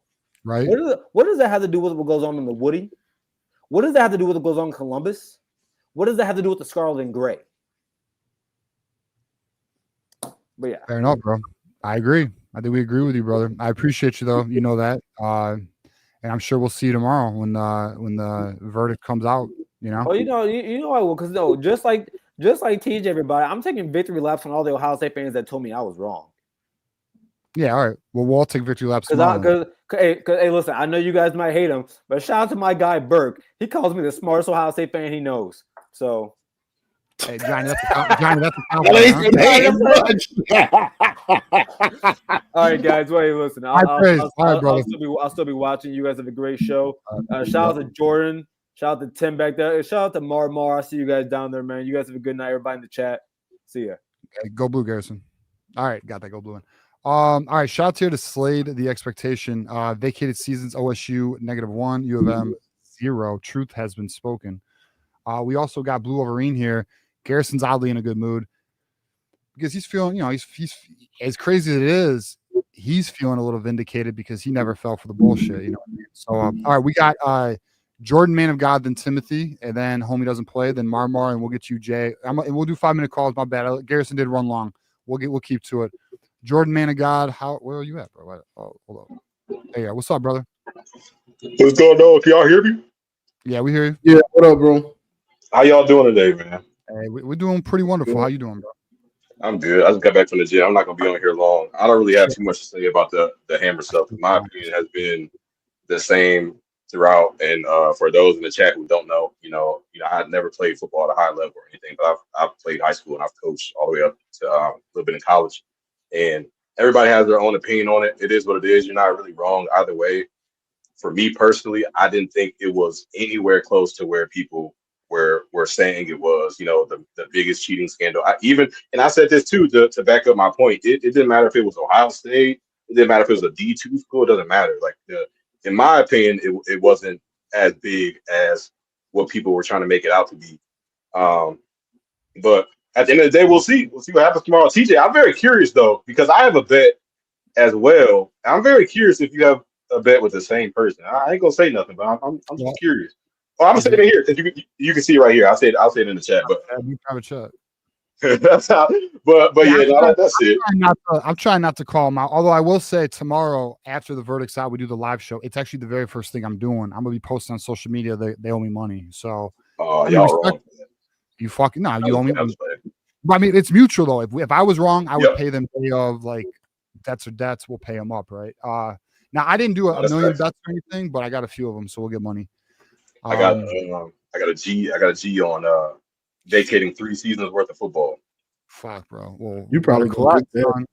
I'm interested to see who don't. When I heard that, I was like, because like I said, I had this, and again, like to back that bet up. Why is our AD of the year? Why are coaches getting extensions? And why is our recruiting class even better after all this stuff? There was just a lot of stuff that just was not making sense. Why are other coaches going to the NFL if they ain't good enough? Oh, and then they're thriving in the NFL. That's interesting. That's weird. Exactly. Yeah, you're right. It's to me, it's go on, Johnny. It's delusion. To me, and this is just me. I'm a football guy, So like on my channel, I don't get into none of this stuff really. I speak on it because people want me to, but I don't really get into it. I don't know. But as far as football, you played. I know TJ played some high school. How many times you knew that play and them dudes still scored that touchdown on you? How many times you were on defense and it didn't matter? You knew what was coming. It didn't matter. How many times were you on offense and you knew what defense they were in? Everybody knew on your offense and they still scored a touchdown. Football ain't about that. Football about execution. End of the day, can you out-execute me? If you can't, you're not going to win. End of story. Yep. Yeah. And to your point, they're going to fucking run it. You know the play. Like you in the NFL, like it's fucking 3rd and 2 at the goal line. What are they going to do? Typically, 80% of the time, they're running the damn ball and you're not stopping it. Exactly. I mean, like some defenses get that stop, but I mean, like most of the time, these offenses are punching that shit in. And then, like, look at the tush push by Philadelphia. You could know that sign and you ain't stopping it. That's the execution Johnny's talking about. And to your point, real quick, that's real football guys, though. That think like that, though. Man, my senior year, we went independent. I played against LJ Scott, Paris Campbell, and all those Ohio State boys. I played against LJ Scott had a lineman who went to West Virginia. We played against Hubbard, or not Hubbard. That was Hubbard. Sorry, we played against Poland. They had D1 kids. And to your point, we knew LJ Scott was getting the ball. We knew Paris Campbell was getting the ball. Ain't shit we can do about it. It's gonna be a long Even when we game. see the signs, all that, like we got the signs, we were locked in. I mean, I'll give you a perfect example. It was a crazy score. It was like, let's say 45-42 halftime at Hubbard. We ended up losing that game like 70 something to 40 something because nobody wanted to tackle LJ Scott. Exactly. He was a man amongst boys, and it didn't matter. We look to the sideline, we see the signal. They know they're gonna give him the ball, but we can't stop him. Can't do shit about it. So Can't stop it. Right. that's it. Right. Exactly. But yeah, Exactly. I appreciate y'all. I'm not, like I said, I'm not gonna take up too much time. I just got back from the gym, so I'm about to eat. I appreciate y'all. I might call in tomorrow. I don't know, but I'll definitely be tuned into the show. You better call in, bro. And I need to get to the fucking gym. I was supposed to go today, and I'll be honest, bro. I was on some bitch shit again. Bro, I've been slacking on the gym, bro. I was slacking the last 2 weeks. I just got back in this week. That's where I'm at. I've gone 3 times this week, but I can do better. We do better, boy. All right, appreciate you, Jordan. I'll see you tomorrow, brother. All right. Yes, sir. God bless y'all. Go, Appreciate Blue, you, all right, next up, we got Timothy. Been waiting patiently as hell back here. Timothy, how we doing, brother? Where'd you go? Okay. What's up, bro? Oh, you muted, Tim. Quiet. I can't hear you. I found out that what's the quarterback we about to face week 2? Oh, John Mateer. Oh, you yeah, They John found Mateer. some, he might get suspended because they found some. They found a lot of money was being transferred to his account when they had tracked it down. It had broke some betting rules, like just like they found out that he been bet he been that he been making some bets and winning a whole bunch of money, and they feel like that they feel like that he getting a money advantage. They figure that might have been the reason why he transferred to Oklahoma. Hey, my thoughts on this. Yeah, go on. If he gets suspended, I want him suspended. Yeah, I do. Now, do I expect whether he's there or not for Wink to give him a headache, just like he gives almost everybody a headache? Well, our scheme gives almost every quarterback a nightmare. I do expect him to have a nightmare. But if I don't even have to face him, yeah, that's even better. I don't care. But because we do know his backup is nowhere as good as him, so exactly. I'm about winning games now. I ain't playing. I'm about winning games. Yeah, I'm about winning games too. But like, I don't really want him suspended. You hear that Alliance they had a joint practice with the Dolphins today, and yesterday in Miami they said that they got embarrassed. Yeah, they had to do the Hutch rule where they had to keep the play going even though he was breaking through.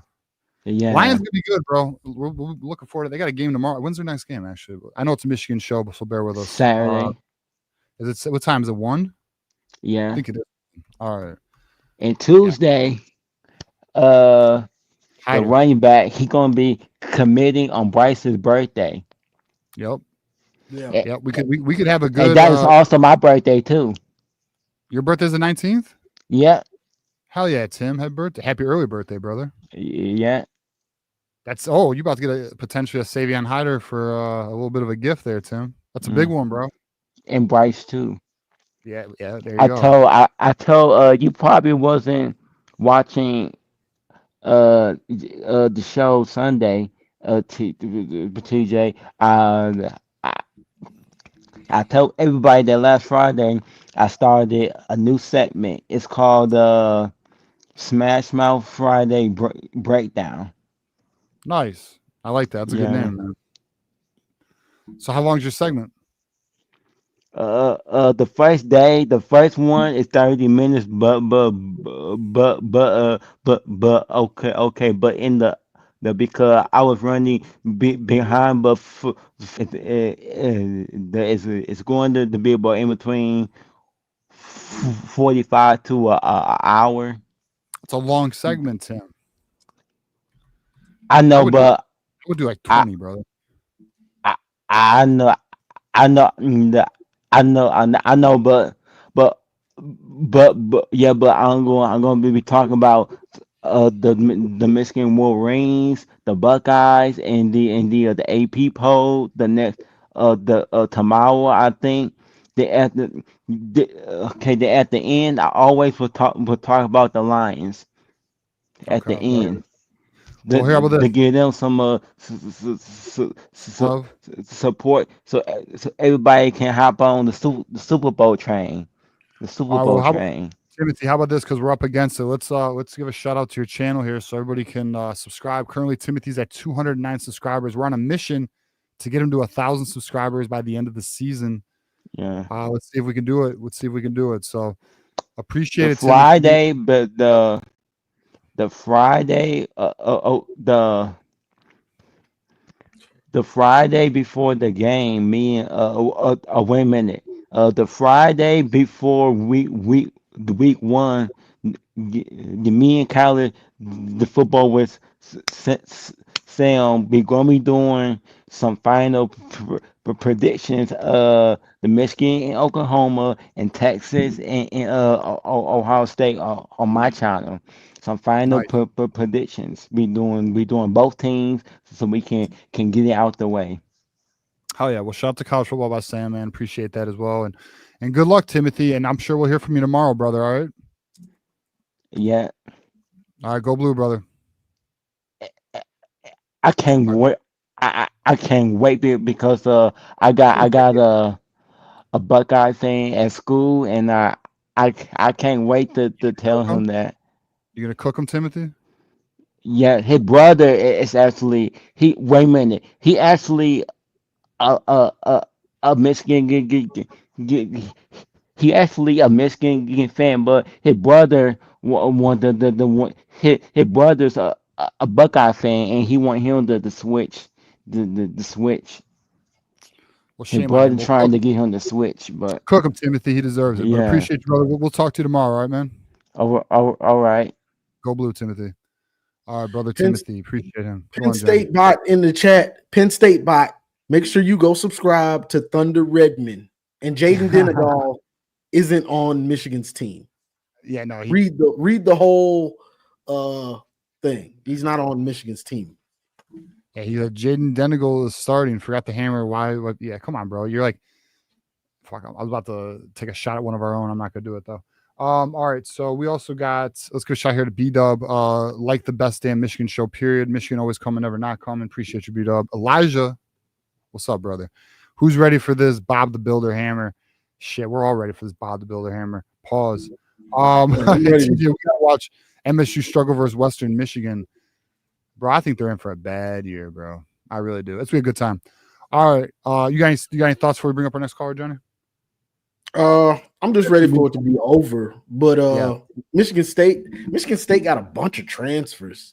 You know, that can go both ways. It can not work out, or it can work out like Signetti last year, or Mel Tucker in 2021. I mean, I don't think they're gonna beat us, but you need a Kenneth Walker, but sure, I hear you. All right, well, let's get Homie doesn't play. Then we got Marmar. Then we got Jay Scott. Appreciate you guys waiting patiently. Then AD, we'll get to you. I promise. 5-minute calls. Let's do the damn thing. Homie doesn't play. What up, man? What up, dog? How you doing, brother? How you feeling? Man, I'm feeling well. Yeah. I've been looking at this Michigan defense, the depth of it, and that safety depth. I've been hearing a lot about that safety depth that the Michigan Wolverines have. Yeah. And them boys got to play a ton last year. Mason Curtis, Hitman Hillman. The only one that we didn't really get to see was Mangum, since he got hurt early and then redshirted. And they said he back playing, and then you got Rob Moore coming back. And Mangum started at Michigan State, so it's not like he hasn't started before. And the secondary, like they saying how Shamari Earl was flashing. I seen him on the Sam Webb. He had a Sam Webb interview. He was talking. I like the way he talked. Well, I mean, Mangum's getting some praise. TJ Metcalf's getting a lot of praise. I think he might be playing nickel. I don't know though. You know, The Rod Moore thing's interesting. I don't know. I don't know how to feel about it. I'm hoping for the best though. Bro, Long you as he got all come the back by safeties. Ohio You got State. to. Wait, what up? What'd you say? As long as he can come back by Ohio State. Yeah, fair enough. you got all them safeties, bro. You got to use them. It's not because they're all guys that can see the field. So you got to find a way to put them dudes on the field. Yeah, that's what I'm interested to see, because like just the people that they name, and I'm like, how all these guys gonna get all these snaps? And if whoever emerged out of that group as the guy, man, he got to be really performing. Yeah. Michigan rotates heavily in the secondary. I mean, They rotate a lot. Like I was just listening to a coach just speak, and he was Well, with the saying how safeties, not the corners. The safeties they rotate heavily. the team, the development, the way they develop, like Ron Bellamy was just saying that, but I made a point of saying it too. Like the way Michigan plays, once they get up, Harbaugh get up on you. At least the way he coached, they had like them 3 kind of mediocre games in the beginning of the season, but he would get up in like the second half and then put the subs in, like put the backups in, and kind of let them finish. But that was how Michigan was developing their talent. Like that's what they do that I noticed that I don't really see a lot of teams do. When they get up, put other guys in. That's why you might not get the numbers that you might get at another school, because you're not playing 4 quarters if you get up at Michigan. Like somebody else behind you gonna be able to have a chance to play. So like those guys do get a lot of snaps. Well, no, I mean, you're right, but I mean, there's truth to that. But I mean, look, Michigan, they've kind of kept their main safeties in the back end. Like last year, Makari Page was kind of playing a lot. They did start rotating Hillman at the end, and you seen they moved Makari down though to the nickel, and then Mason and Hillman were kind of thriving more.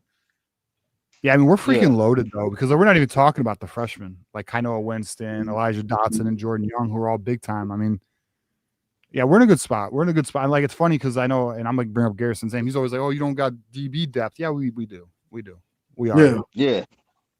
See, last year was a little bit different too.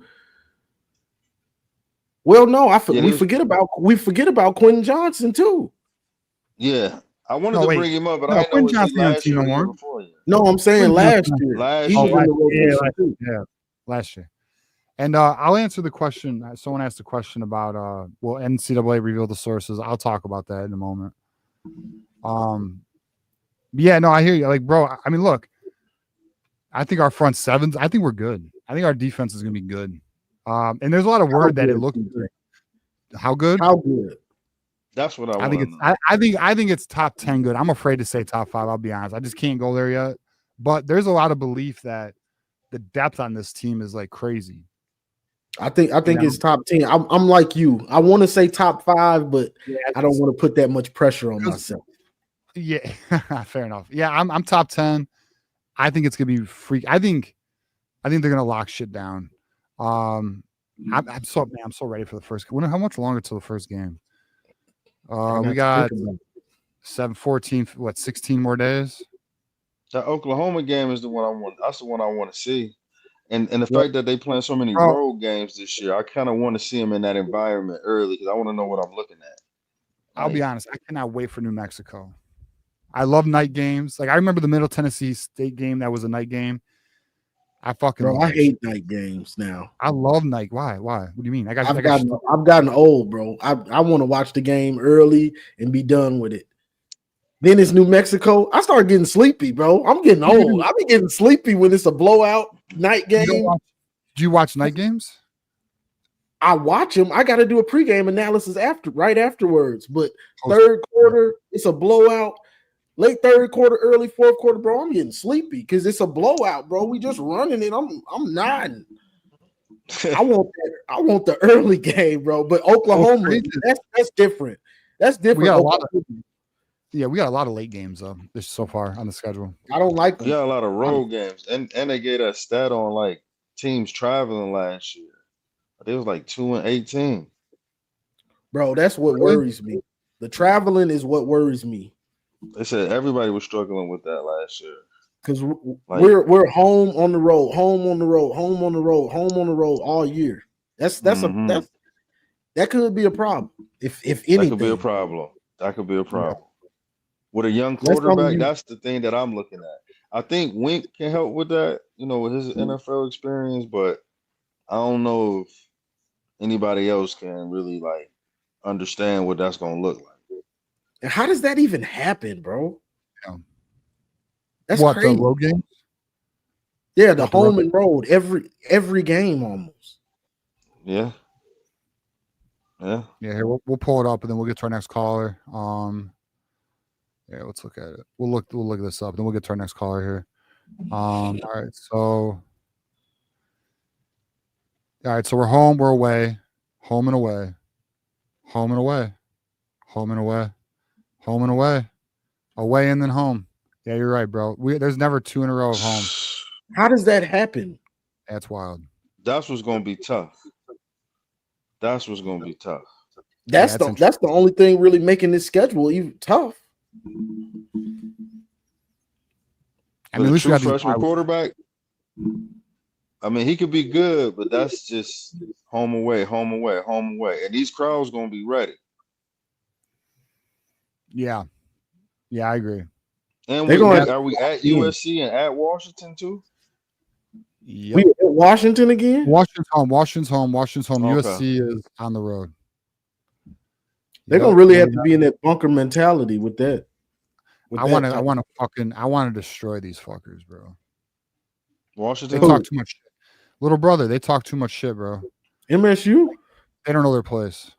I don't even pay attention to them. I just be like, youngster. Yeah, it's whatever. But all right, brother. Homie doesn't play. All right, we are up against it, brother. Any final thoughts, man? Nothing much, man. Go blue. Go blue, brothers. We'll see you tomorrow, right? All right. Go blue. All right, let's get our guy Jay Scott. He's been waiting very patiently. I wanted to get to him. What's up, man? How we doing? Great, man. How you guys doing? Fucking doing great, bro. So I just have 2 quick things and then maybe a statement. So do you guys know what time the verdict actually is tomorrow? I haven't heard anything about what time it is. So I've heard 1 or noon. Noon Eastern time or noon West Coast time? I would say Eastern. Eastern, okay. Yeah. My next quick question too is so I know that we self-imposed the suspension for Sharon. Yeah. Can we appeal that? You think, depending on what they come out with, or basically whatever they come out with has to be followed? And do we get to pick what games, or do they pick the games? If it's more than 2 games, Michigan can appeal it. Actually, they can appeal anything, but Michigan already proposed 2 games, so that looks to be fine. If it's more than 2 games, there is a belief that Michigan will appeal it. Do we get to pick which games they are, if it's just the 2? Well, I think what will happen is, I think here's how it will go. If it's more than 2 games, Michigan will appeal it, and then Sharon Moore will serve the week 3 and week 4 suspensions, and then this will get resolved, and then next year it'll be 2 games. And then I don't know if Michigan can. I don't think Michigan will be able to pick it because they appealed and all that. But it'll probably those 2 games will go to next year though. Gotcha. Yeah, that Nebraska game away should be. I think it's gonna be a good one. We could definitely use them there. But I mean, I trust the guys. They probably got something in place, I'm sure. But still, yeah, but a big one. Imagine if we win, though. Imagine what that does for the team. Kind of like with Harbaugh when he was suspended, it seemed like it actually made the team stronger. Yep, I agree. I'm confident. Us against the world. It could be that, yeah. Yeah, you're put in the corner and you just got to rally together type shit. It really could be a blessing in disguise, Exactly. And my last thing was honestly, the whole, Bryce thing starting and the freshman quarterback. I could get it. He's going to have some hurdles. There'll be some bumps, but from what I've seen at the spring game and just, knowing what he's capable of, last year, man, our quarterback play was finished dead last. So honestly, and to see him Bryce in person, man, just if our play is 50% better than last year, and we only lost 3 games by 1 score. So really, I mean, if our quarterback play was just a little bit better, we probably could have finished better. And I think if it's just a little bit better, which it will be way better, I think we're talking just a couple losses, guys. I mean, I don't know. I feel pretty confident. Our defense is super deep. I mean, our offense our running backs we're stacked there. Our O-line, already had last year to kind of grow and build off it. I feel pretty confident this year, honestly. I feel good. I feel good. To me, it just comes out of the offensive line. If it can hold together, then I think 10 wins is very reasonable. But I think so too. It struggles, it's going to be, that's a young quarterback. So I'll be honest. I am very cautious with this offensive line, and a lot of people know that. There's people who watch the show who think I'm too cautious about it, but it's a big deal, man. You got to protect Bryce. I mean, he's a young freshman quarterback. He's gonna, you got to give him time. You don't want him to get happy or uncomfortable. We don't need to David Carr him. You know what I'm ready to see that we didn't see last year is a quarterback being comfortable. We didn't see Davis Warren was almost never comfortable. Alex Orji was never comfortable. Jack Tuttle was comfortable for a half. Bro. And I think that might come down to Davis Warren experience-wise last year, like he just didn't have it. But also I think this comes down to like a talent perspective too. Like Orji was never going to be the guy. We all kind of knew that. Davis Warren was a question mark, but to be fair, just watching him, he just never felt comfortable. But I think with this new offense, man, they got to do I think they should do a lot of freaking like RPOs and some rollout passes, some quick, easy, nice tight end passes. Keep that run game going, and like one game at a time for him. It's all it's going to take, because by game 12, if he plays all season long and healthy and good, he's going to do nothing but grow and learn. You know what I mean? So I think we're looking pretty good this year. And that's the biggest thing. And that's real quick, TJ.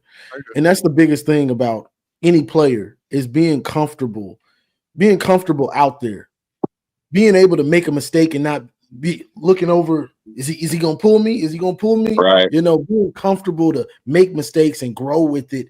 And actually, I know the coaches have my best interest, when they call these plays, and they trust me to get us wins. Yep. And go ahead, DJ. Remember, like, as a fan watching that offense, and like how uncomfortable we were last year. Yeah. If they complete a 10-yard pass. Yeah, it was awful. And if they made a 6-yard pass, it was like a fucking touchdown. Yep. I honestly, man, just watching Bryce in the spring game, though, dude, like watching him get the ball, and seriously, I would blink my eyes, and the ball's out of his hands right there. A nice, easy, freaking 5 to 10-yard pass was pretty impressive to watch. And I think if left tackle, if that's our issue this year, then just try, play some play action plays away from it. Then you know what I mean? You have the legs, he's mobile, he can. I don't know. That's just kind of how I see the offense maybe going, if that's the way that it goes. Yeah. But I don't know. I'm pretty confident this year, and that's really all I had to say. So yeah, no, I agree, bro. I think there's a reason for confidence, and I think if the offensive line plays well, then we should be in for a very good year. I will say we have a young quarterback. Let's be mindful of that, but at the same time, let's enjoy his progression. But appreciate you calling in, bro. Don't be a stranger, bro, and I'm sure we'll talk to you soon. For sure, man. Go blue. Go blue, brother. Blue. All right, we got two staples. Actually, I'm gonna bring them both up if they're good. I'm sure they are. We got Marmar in the fucking house, and we got Kinetic in the house. So let's bring them both up. We can rock out. There's actually no more callers behind them, so we're gonna bring them up. We're gonna hang out with them for a bit. What up, boys? How we doing? What's up? What's good, guys? Hey, what up, though? Hey, fucked up. My bad. I'm tripping. Let me read these super chats. I want to show some love to Elijah here. I'm surprised Michigan didn't receive a sanction for what Mateer did. If it was Rod Moore, he would have gotten an electric chair. Shit, Harbaugh would have got another show cause. Then we got another super chat here. Any other week 1 games y'all will be watching? This is probably the most loaded week 1 game slate I've ever seen. I got to look at it again. I have seen. There's like a lot of good games, though. I know that. What's the night game? What's the big time night game? I don't know. Let me look. Is it Clemson and the big time night game? That's Michigan and New Mexico, right? I am so the actual big time matchup. It's LSU Clemson. Yeah. That's what it is. Clemson. Yeah. Dang. I'm gonna have to buy another TV, bro. I'm just gonna point out once again. And then on Labor Day, Monday night is TCU North Carolina. I'm just gonna point out again that the truly elite programs start their season under the lights. Just saying. That's facts. Just like Michigan on Peacock, right? By the on way, NBC first too, game is on Peacock, so get your and website. NBC. Is it also on NBC? It Yep. says that, but I'm not. I'm not I mean, sure. I just remember the East Carolina game was on Peacock only. I don't know. So I'm just allowing people to be aware so they're not caught off Yeah, that guard. night game because it's gonna be the only slated game at that time on NBC. Just like last year, it was Fresno State and Michigan on NBC and Peacock. So you can either stream it or you can either watch it on whatever Well, if that's the case, services y'all watching it on. hey, I want to show this Bryce Underwood highlight. I'm sure we've all seen it, but this is fucking nasty. Did you see this, I Johnny? just I'm want to sure. ask Johnny a question. All right, go ahead while this highlight plays. Hey Johnny, What up? so besides the 2 interceptions in the Ohio State game with Warren, what would you grade him overall? In that game, I Yeah. can't grade him that high. He only had 60 yards. Hey, them 60 yards was the throws that he made to get them 60 yards Hey, were essential to us winning that game. almost all of those 62 yards came on third and longs or third down conversions that we And you needed, had and to then be he had good. that third down run too. And you I'm gonna had to give be him. good. Hey, you had to be good on third down in that game. I'm gonna That's give what beat him. Ohio State. I'm gonna give him a C. I'm gonna give him a C. I'll give him a B plus I because the can't go throws there. he made. I can. But you got to give him a So B at least for being the Buckeye killer. listen. I'm gonna give him a B plus because the throws he made to get first downs, the throws he made, just to move us up and down the field. Because if you go back and watch it, we moved up and down the field quite well against Ohio State. What, the So third I, game? the in November, go rewatch it, man. I mean, we I'm didn't trying to move it tell all the y'all. way. We had some movement Nah, though. hey, listen, we moved it up. Anytime we got that ball, we were always in the position to go beyond the 50-yard line and go down there and score. We just couldn't do it because we were, costing ourselves, shooting ourselves in the foot.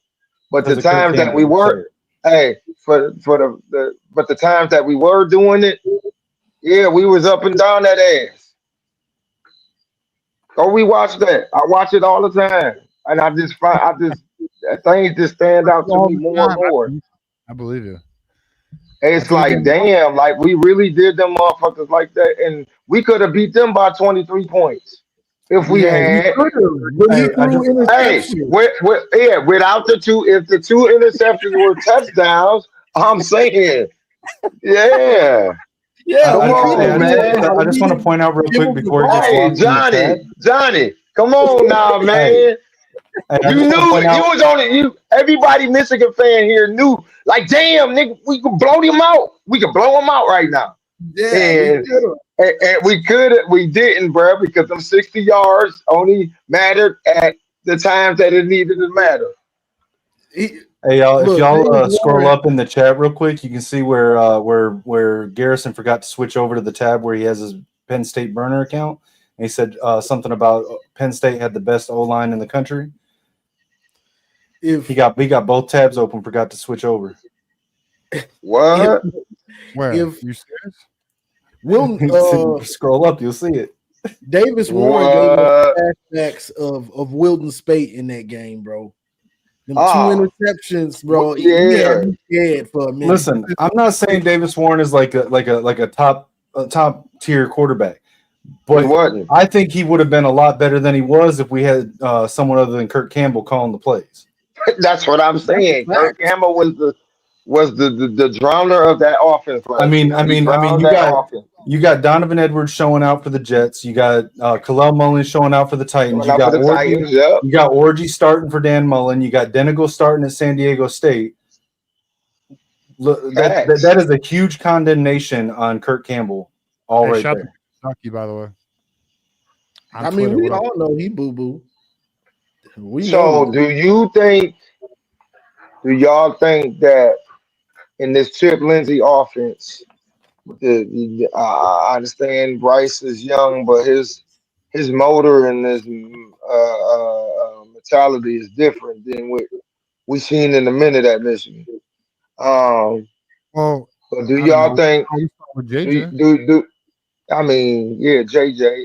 I'm talking about Like, last man, year. he come in, man. Yeah, he just came in working like he's nonstop. Like Yeah. he really want to be. He really want to be that. So what I'm asking is, do you think they can disguise? So like with the O line, like you can use some of the tight ends to block. Give them a little more time. If or use Bredesen to give him a little more time to throw the ball. Do y'all think they're gonna disguise it like that? Like build the offense around him to cater to him, so he's not getting sacked or getting flushed out of the pocket? Well, if the offensive line's a problem, I fully expect him to have plays where he can roll out and give himself additional time, or create plays that keeps defenses off balance. I mean, they're going to try and we're not going to know until they're not going to know how good this offensive line is until we start playing. Facts. It's just what it is. Like when you go against your own guys all the time, you get used to their strengths and weaknesses. Their tendencies, what's expected, the scheme, the formations, it becomes predictable. But when you go against people you've never played, that's when it's real. And we're not going to know the reality of this offensive line or the defense, to be honest, until they play. But I'll just say there's a lot of optimism out of Ann Arbor about this defense. And there's actually a lot of optimism since camp's been going on, where there's a confidence and they think they're going to they think they're going to have a good season. And I'll say this too. And let me see if I can find the fucking video. Did anyone see that Jordan Marshall thing where he was talking about the standard and shit? Mm-hmm. Jordan Marshall picking up where Blake left off. I get Blake Corum vibes with him, bro. His focuses. He's picking up where Blake left off, bro. And it's beautiful. That's beautiful. Hey, some of us been on the Team Marshall train all year, so just saying. Hey, listen, I am Justice Haynes, so I'm gonna admit it. But I still I've been on Marshall. I think they both gonna get utilized and equal reps. Equal reps. Here's the thing. Chip Lindsay's going to design the offense so that Bryce doesn't have to be the savior of the offense this year. He's going to put him in position to do what he can do, but he's going to run the offense through the running backs and through easy checkdowns or plays that are designed to get somebody open. He's not going to put the games on Bryce's shoulders anytime that he can help it. Bryce is going to be great, though. I mean, he's going to give him time to get comfortable. Hey, Kinetic, Johnny, and TJ, I've been watching, just scrolling, get ready for college football, just watching everything that's on these the ACC network, SEC, Big Ten. But on the ACC network, they've been showing a lot of North Carolina games. So I was just checking them out to see, the little things that Chip Lindsay does. That running back they had, I forget his last name. Yeah, Hampton was going crazy in games because of the concept that he was using to get that man open hole. And their offensive line was not that good, but they were opening up holes, and that dude was eating. That's the thing about Chip Lindsay is he tailors his offense to what he has. When he had Drake May, he tailored it to a passing game built around Drake May's skills. When he had some good receivers or a good tight end, he tailored the offense to feature them. When he didn't have a good quarterback, I think his starting quarterback got injured or something, and they had to rely on Omari and Hampton. He tailored it. He pulled a pivot a couple games into the season and redesigned his offense to run through Hampton. That's the great part about Chip Lindsay and what a great offensive coordinator does. Unlike Kurt Campbell, who basically said, here's the J.J. McCarthy offense. You guys are going to run this, and I'm going to bang my head against the wall and not change a thing. I'm going to run Davis Warren, Alex Orji, Jack Tuttle like I did J.J. McCarthy. I'm going to run Donovan Edwards like I did Blake Corum, and if you don't succeed, it's y'all's fault. That's just a shit offensive coordinator, dude. Yeah. Chip Lindsay, he'll beat you however he needs to beat you. Hampton was with Drake May. He had 1,500 yards still with Drake May. You know what I'm saying? So it's not I have to beat you with my first round quarterback. No, I'll beat you how I need to beat you. I think like we are, like you said, optimism, TJ. But I think New Mexico better go get a high school team with them too, try to get some of their players, because it's about to be bad, man, on August 30th. It's going to be bad because of the confidence Jordan Marshall also said the confidence coming out of everybody's confident there. I mean everybody, and I They hate should to, be. I just like to see anybody that want to go up against that. Don't talk junk to them on the field because you just gonna feel that fire, and it's gonna get bad for them. And wink, that defense about to be crazy good. So yeah, New Mexico better go, hire help. You know what I'm saying? Like the movie The Replacements. Yeah, you're I gonna have will to say do this something though. like that. I will say this though. I'm not expecting them to go like to blow out New Mexico as much as some people are saying, because I think they're going to use that game to push boundaries, to test things out with the offensive line, with the receivers, test out routes, because there's a lot bigger margin for error on testing those things out week 1 than there's going to be on week 2. And so I think once we get up like 2-3 touchdowns, you're going to see them start doing some different things, pushing some boundaries, taking risks that they might not otherwise, to see what they can do with the offensive unit. And on top of that, I also don't think they're keeping all the starters in once we're up 3 or 4 touchdowns. So I think that Right. No, defense is I'm going not. to be Yeah, lights I'm out. not saying. I agree with everything you said, Kinetic. I think that's what's gonna happen. So they can get ready for Oklahoma. So he don't have because he kept the starters in a long time in the Fresno State game. I know we went up big, but Yeah, but we got Oklahoma. I don't know. I think if we go up a few scores, he's gonna pull people back. I can't imagine. But yeah, that's where I'm at with it. But let's just read Elijah Bowman. He's got a question here. I think it's a fair question. Chip Lindsay mentioned 6 wide receivers. Who do y'all believe those 6 are? He says he's got McCauley, Samaj, Goodwin, Moore, Marsh, and Browder. No, not hearing much on Simpson. I think Simpson's in there, and honestly, I also think the coaches are really high on Kendrick Bell. I think you'll see him in on a lot of plays. Whether or not he'll get a lot of targets, I'm not sure, but I think he'll be in the. I think he'll be in the game on a lot of he snaps. should have played quarterback last year. They at least should have used him on them little trick plays with Samaj throwing the ball. They should have used Kendrick Bell instead. I'm just saying he was a quarterback, man. They say he I was know. nice too. He should have been taking reps. Cool. Some because we had no answer. Kendrick Bell. Bear, Kendrick, he was a quarterback coming out of high school as well. Yeah. That's why I was so upset when they did that stupid little trick play with Samaj throwing it to Orgy. Like, come on, man. You got Kendrick Bell who actually can throw the ball. That play made Kendrick threw it. Go ahead. Hey, that Kendrick threw the ball in the Ohio State game. That was who threw it to what's his name, Morris? Right, and that's what I'm saying. Like you saw that, and you're like, why didn't we do that? That's what I'm saying. But no, I think that list is right. I think Simpson's got to be in there though, and I think that's what I'm trying to figure out because I do think Simpson's got to be in there also. But I'm like, well, then who's not? Is it Goodwin? Honestly, I don't think it's that it's not. I think that we as fans and when we get on here and podcasters, we kind of play up the freshmen a little bit. Like, don't get me wrong, I think Marsh and Browder are both going to get time, but I don't think they're going to feature them as much as we've been saying they would. No, I don't think they're going to be featured.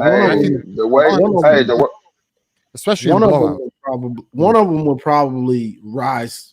I mean, towards the end of the season, yeah. Hey, Johnny gonna like this. He gonna like this. Hey, Marsh shows it out on the video game. So hey, listen. He a baby JJ Smith. Johnny's sitting there getting ready. Johnny's sitting there getting ready because he got Michigan in our league. He got Michigan in our league, so he's getting ready to run them this year. Oh, he a stud. It took me about half of the year on my original dynasty to realize he was a dog. Like, oh yeah. But I know now, so I'm ready. The one thing that kills me is that as far as the game versus real life is the game makes Amarian Stewart turn into a beast. Both last year and this year's game, he develops into like a superstar. He does. And we don't hear nothing about him. Maybe they telling us something we don't know yet. The other thing about some of these dudes is you got your practice players. Some of these dudes are going to be practice studs. Right. And then when the game happens, they're not. What's missing? Because practice ain't the game. So they're gonna have to figure that out also with some of these guys in that receiver rotation, because none of them have not, besides McCulley, I guess you say, none of them really proved anything for the most part. And that was because of the quarterback play, in my opinion, and Kirk Campbell. Yeah, that's true, but it's still you still got to, Because they were running open though, man. They were open. Yeah. We seen them open multiple times, and you'd be like, man, get it to them, and they could never get it to them. And I honestly, I think we're going to see a little bit of a breakout from Fred Moore. I think everyone's focusing on McCulley. I think everyone's hyping up the Marsh and Browder. But I think Fred Moore is gonna surprise a lot of people this year. I like Fred. What would you put him at on the field? What would you put him at on the field? Like I'd put him opposite McCulley. I'd have him at wide receiver too. Okay. I think for example, I think he's going to be our best receiver. Well, him and probably Klein or Hansen, whichever one gets the most run at tight end. I think it's going to be them and Fred Moore that are going to be our best receivers week 2 at Oklahoma. So who's in the slot? What was that, Johnny? Who's in the slot? I think so. The slot, I think you're going to see a little bit of a shared role with Simpson and Samaj. All right, so wait, who do you got at wide receiver? McCulley and Moore, and then in the slot, Simpson and Morgan splitting time. I like that. I don't mind. Who's your best tight end? I don't mind Fred Moore. See, I'm back and forth on the tight ends because they keep saying Hansen's the better pass catcher, but Klein is like the better athlete. So like I don't know. Who the better blocker though? I think it's Klein. But I think probably Prescorn's the better blocker at tight end. I don't know. You don't hear much about Prescorn, unfortunately. Because Coach Loveland is getting blown up in that preseason game. I said, damn. Yeah. I just want to let everybody know, open lines. There is no waiting. We have open lines, so if you guys want to call in, just put the link in the chat. Call in.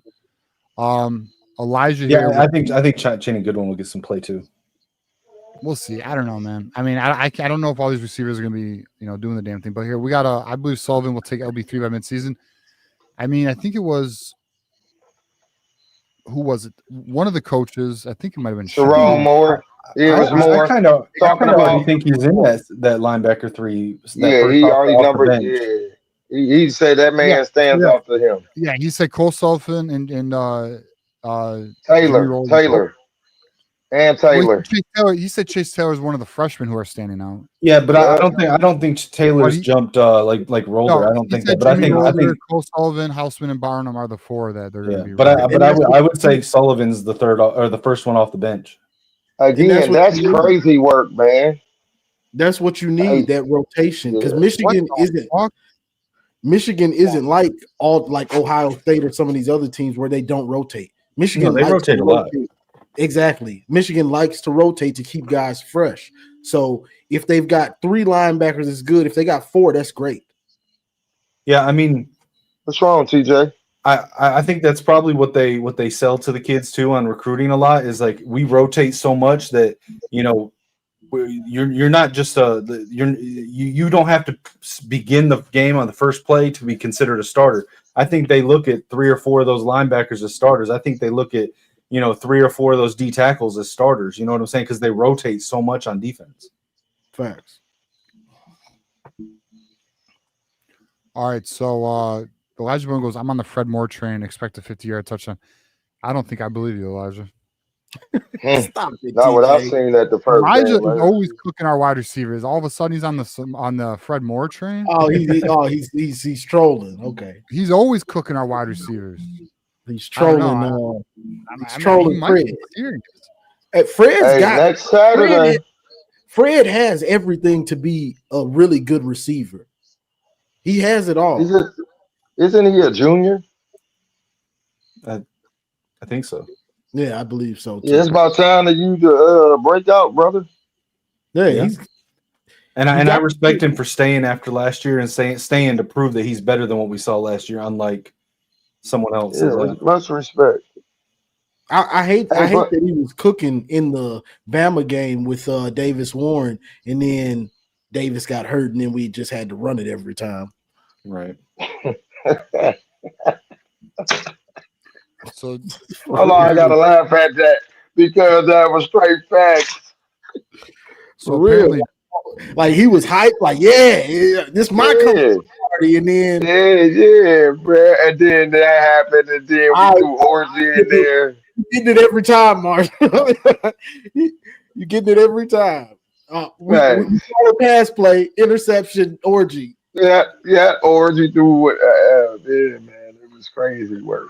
I'm glad he in UNLV. I'm glad he out there with Mullins. Mullins will do good work with him. I'm just saying. Listen, I think Orgy's gonna have a good year at UNLV. If Denegal has a good year at San Diego State, fuck Kurt Campbell even more. Facts. I'm watching UNLV heavy to see. I mean, dude. Yeah, me too. I don't know if any of y'all watched the game or watched the highlights from the Jets preseason game this last week. Donovan Edwards was balling, Edwards killing them, bro. He was eating. There was like one play where he should have bounced outside and tried to go up the middle, but outside of that, he had a great game. And it's like every time I see Donovan on the field, it's like, damn, Kurt Campbell was really that bad. He was. Donovan and Mullins went nuts. Even with that run being called back, he showed out. Well, I don't care if it was called back. First of all, that run, if you watch the replay, that was bullshit holding. But regardless of the holding, like you still saw Donovan run the entire fucking field for a touchdown. Yeah, definitely. It's not like they called it dead and the defenders gave up and he kept running. Like that was like a full out play the entire time, and then they called it back for that bullshit. And I'm not a Jets fan or nothing, but TJ, they say you done found out the news. Say what? They say you done found What's going out on, TJ? the hammer or something. Well, it does appear Justin Spiro seems to be trolling. He's acting as though there's more going on, but I don't know if I'm buying it.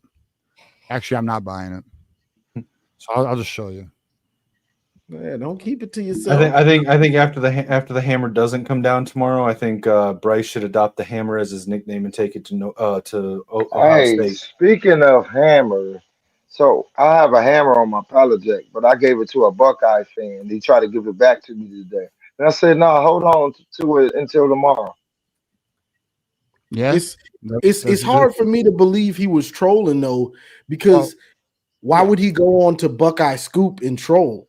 Yeah, he went into a private space on X, talking to his people. Like the space I tried to listen in on yesterday, they kept kicking me out of there because I had the M in my name. They kept kicking me out of it. So why is he in there trolling to his own people? And then he keeps posting dumb shit like this. Because I'm gonna be honest with you. If this goes as anticipated, like we think it will tomorrow, we're cooking the fuck out of him. Because he also posted this shit right here. Like he just keeps posting. Where's the other one right here? Like he thinks he's some fucker. What's the dude? He thinks he's a clever fucker. He ain't a clever fucker, bro. And he's about to lose absolutely every single ounce of any credibility. I mean, to what Garrison was saying earlier, the reason the Buckeye podcast put Michigan in their title is that they get more views and more clicks, more reach on their shows when they talk about Michigan than they do their own freaking school. That's like, the content. Y'all won the national championship, and this entire offseason, all you've been talking about is Michigan. Yeah, let me read these super chats. Let me also pull Keegan up here so he can join the party. But Yeah, all right, so if you need me to drop down, I can. Like I just came on to talk. No, you're just hanging out. You're good, bro. I've seen some fall camp clips of Fred Moore, and let's not forget when Orgy overthrew a wide open Fred Moore, which could have went 70 yards. Let's not forget. We got also remember that Fresno game when Fred got behind the safety and Warren threw it short and got picked off. Fred Moore is a better weapon. Hey, I watched that happen, TJ. I watched that ball go, and Fred Moore didn't even jump up and try to get it. Hey, he didn't even jump up. Listen, I'm not going to believe the hype about Samaj, but I'm also going to say let's give him a shot to prove it wrong, because he was not used properly by Kurt Campbell. Hey, by the so way, I need to see it. Nobody was except Loveland. It seems like that's not hard either. So I mean, I'm not saying Samaj is like a world beater, but I'm also not holding last year against him. I want to see he's saying all the things about how Chip Lindsay's using him properly, and I mean, he's publicly thrown Kurt Campbell under the bus for how he used him. So you know what? Show it on the field, and I'll prop you up. I'll be a believer, but I need to see it. But let's hold off on the hate on him until we see it. Because if Samaj can't thrive in Chip's system, then he's not good. Yeah, I mean, I agree. I think every receiver deserves this year to see what they're really about. I don't think last year I don't think it's a good sample, bro. We didn't have an offensive coordinator. We didn't have a quarterback. Yeah, Omarion Walker was ready last year. He was ready. Hey, listen though, we were all hyped when Omarion Walker had that one play against Washington. We were like, oh, he's finally here. And then he didn't do anything else. Boys, what I'm gonna do is we're gonna switch it up here. I'm gonna pull Keegan, and so I'm gonna Kinetic Marmar. Let's get your final thoughts here, and then I'm gonna pull Keegan and Keith up at the same time. So let me get your final thoughts here, Kinetic. I mean, my final thoughts, man, is just listen to watch what's happening tomorrow. Don't believe stuff on social media. Whatever happens, we're gonna be fine. Like, I think that what we've been seeing for the last 24 hours is probably what's going to happen, but let's just move on and have a great year with Michigan. If I could, I just want to give a couple shout outs real quick. Once the show's over, everyone should go over Maze Madman. He had on Michigan legend Billy Taylor on tonight for an interview. So it was an awesome interview. Go check that out after the show.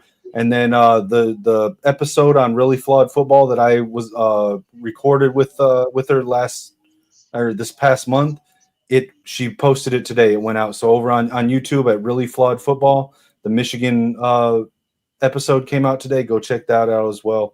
And and otherwise I just want to say go blue, and let's get ready for football, guys. It's here. Yeah, I'm sure we'll hear from you tomorrow. Kinetic, go blue, brother. Oh, actually, one other thing. I believe on my channel, Kinetic 615 on YouTube tomorrow, I might be going live for a reaction with one of the guys that goes live with Darren Talks Ball, Jester, tomorrow for a live reaction to the NCAA's press conference. So if you're interested in that, I think it's around noon tomorrow. Keep an eye out for it. All right, very good, man. I appreciate you. Go blue, brother. Yep, go blue. Take it easy, guys. Yes, sir. All right, Mama, what you got for us, brother? Hey, man, I'm just ready for the season to get here. Next Saturday is a game in Ireland. I will be tuning in because that'll get us on. Because the next week I'll be in Ann Arbor rooting on our boys in 2025 and Team 146. Don't stress out too much, TJ. We'll find out tomorrow. Yeah, I think that we're gonna wake up to it. That's just me. I think it's. I don't Man, know. don't you have a source? Nobody telling you anything? Oh, what I had, the only thing I had is what I've already said, and that's that Michigan has acquired confidence, and the expectation, as I've said since December, was the fine, the show causes for Sharon and Connor, and I heard Chris Partridge, but apparently that's not going to happen, and then the recruiting violations, bro. I mean, to be honest, it's exactly what we've said for a fucking year. But I didn't see the recruiting violation. I only seen the fine and the suspension. I've seen some things where people think there could be recruiting violations added on, but I'll just say this. Dude, Michigan doesn't know. They haven't given Michigan even the NCAA has not given Michigan the verdict yet. They're not giving it to them until tomorrow. So no one has the actual. The only way there's a leak. Why would they do it? If it's the NCAA right now. It's not Michigan. You know, so it's only the NCAA. They're the only ones who know at this current moment. So why is people leaking stuff then? Because I'm sure they've gotten word. All right, so I think the reason why there's some confidence on the Michigan side is because the committee of infractions, things were discussed. Like, they know what's on the table, and that's why, for example, and this has been confirmed, there is no vacation of victory or vacating of victories, bowl bans, and taking of titles or anything of that. Like, there's no hammer. Yeah, we already knew all that, but what I'm saying is. But what we don't know is the Sharon suspension, or is there potentially something we're not aware of? We don't know that. Didn't you say in the show? Didn't you say in the show like a couple months ago that they offered up them games and it was and they accepted it. They did. They did, Okay. but there's a concern that they might throw 2 more on those 2 games. They accepted those 2 games, but listen, they wanted 6. We know that. They wanted 6, and that's why it's potentially possible they might throw 4, and then that's where Michigan appeals it. So I what think came out of the committee meeting? Like when they went on June 6th, what was discussed there? Because what I heard was that everybody on the Michigan side got to speak their piece. they did. They did. They did, but that doesn't change anything. Look, the only thing from my understanding that's on the table is how many games for Sharon Moore. That's the only thing that's not known from my understanding. But like we'll see. We're gonna find out together tomorrow because I don't know anything else other than that. And then all right, Mama, you got any last things before we get to our next callers? Nope, go blue, man. All right, Johnny, man. Y'all have a blessed one, man. Go blue. Yeah, you too, brother. Go blue. We got all right, Elijah Bowman here with the 499. He goes, don't sleep on Goodwin. Coaches have been mentioning him a lot. As a sophomore in high school, he ran a 11.200. That's not that good, though. Which I believe is which is the fastest out of the wide receivers. Well, no, I'm pretty sure Simpson's faster than that. Marsh is fast. Actually, you know what? Jacob Washington's faster than that. I think Andrew Marsh is faster than that. And I'm pretty sure Anthony Simpson's faster than that. 11.2 is not fast, by the way. Apparently, the NCAA gave the OSU fans the verdict a day after the scandal started back in October 2023. It does appear that happened, didn't it? Yeah, it does appear that happened. All right, let's get Keegan and Keith up at the same time. How we doing, boys? What's up? How we doing? Yeah, what up? What's going on? Keegan, how's it going? How you doing, Keith? Good. I can kick us off here. I wanted to just like in honor of Elijah Bowman and all the chats he's done over the past couple years or so, talk about the receiver room, and then I'd also like to talk about the offensive line and what Sharon's expectations are for like what he said. So let's just start with receivers. McCauley is a stud. He's got film out there where he's making plays on jump balls.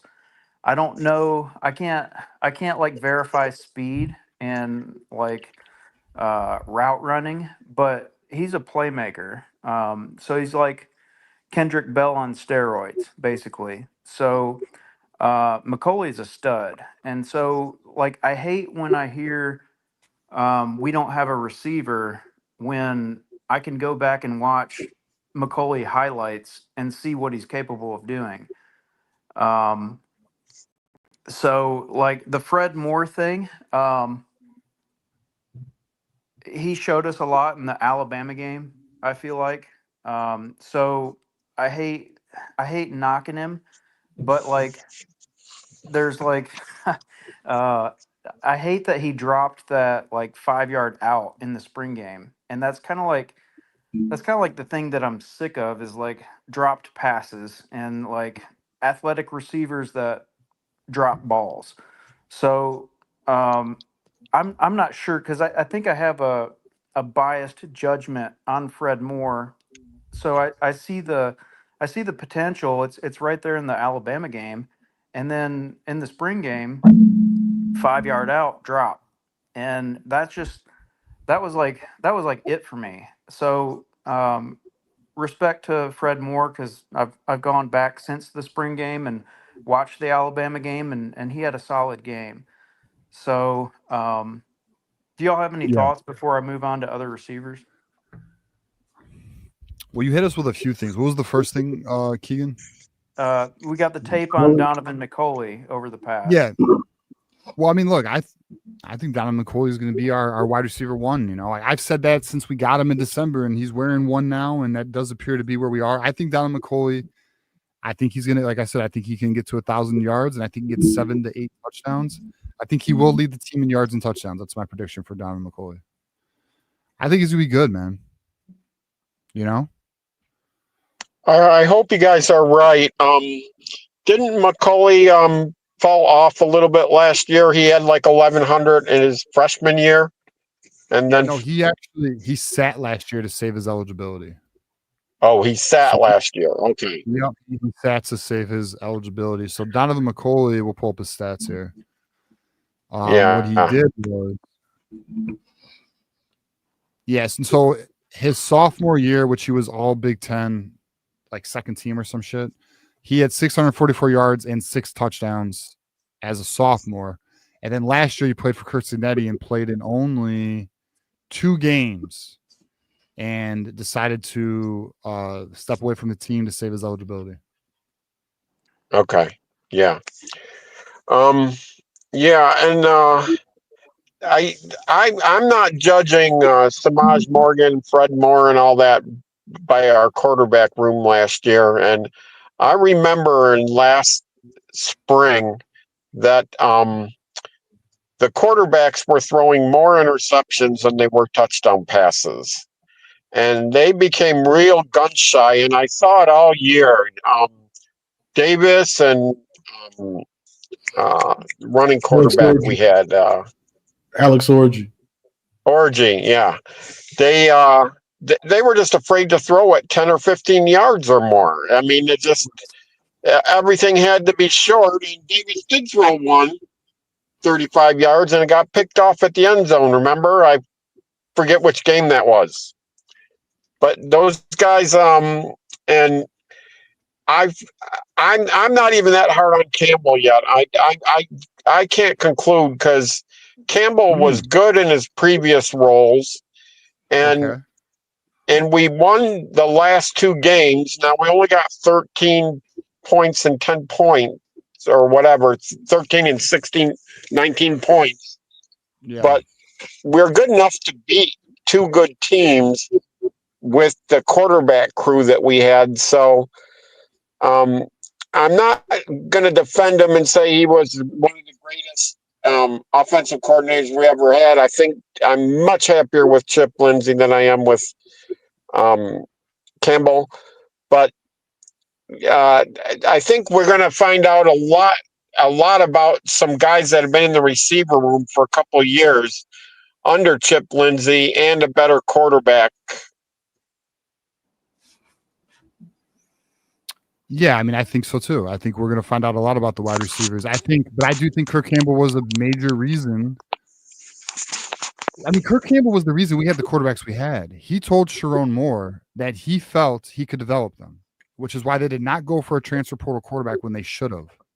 You know, like Kirk Campbell, like not only that, man, I've heard like, bro, he had an ego problem. He was like a bit of a, what's the word I'm looking for? A disruptor, you know, like he, and then the way he exited, he didn't even thank Sharon Moore for the opportunity and shit. Like when he did his like goodbye letter, he didn't even mention Sharon Moore at all. He mentioned other coaches. I knew something was wrong with when Orgy became the starter, and it looked like he didn't know anything how to use him at all. If he can't throw, if he's the starter, well, you know he can run some. You had no idea. Well, look at the decision making with the running backs. But Orgy did run when he got in there, but they were stacking the box so much that most of the time he couldn't even make it back to the line of scrimmage. I mean, they just knew when Orgy came in, he was going to run, and they stacked the box and just ran whichever way he was going. The play designs were non-existent. They were so basic.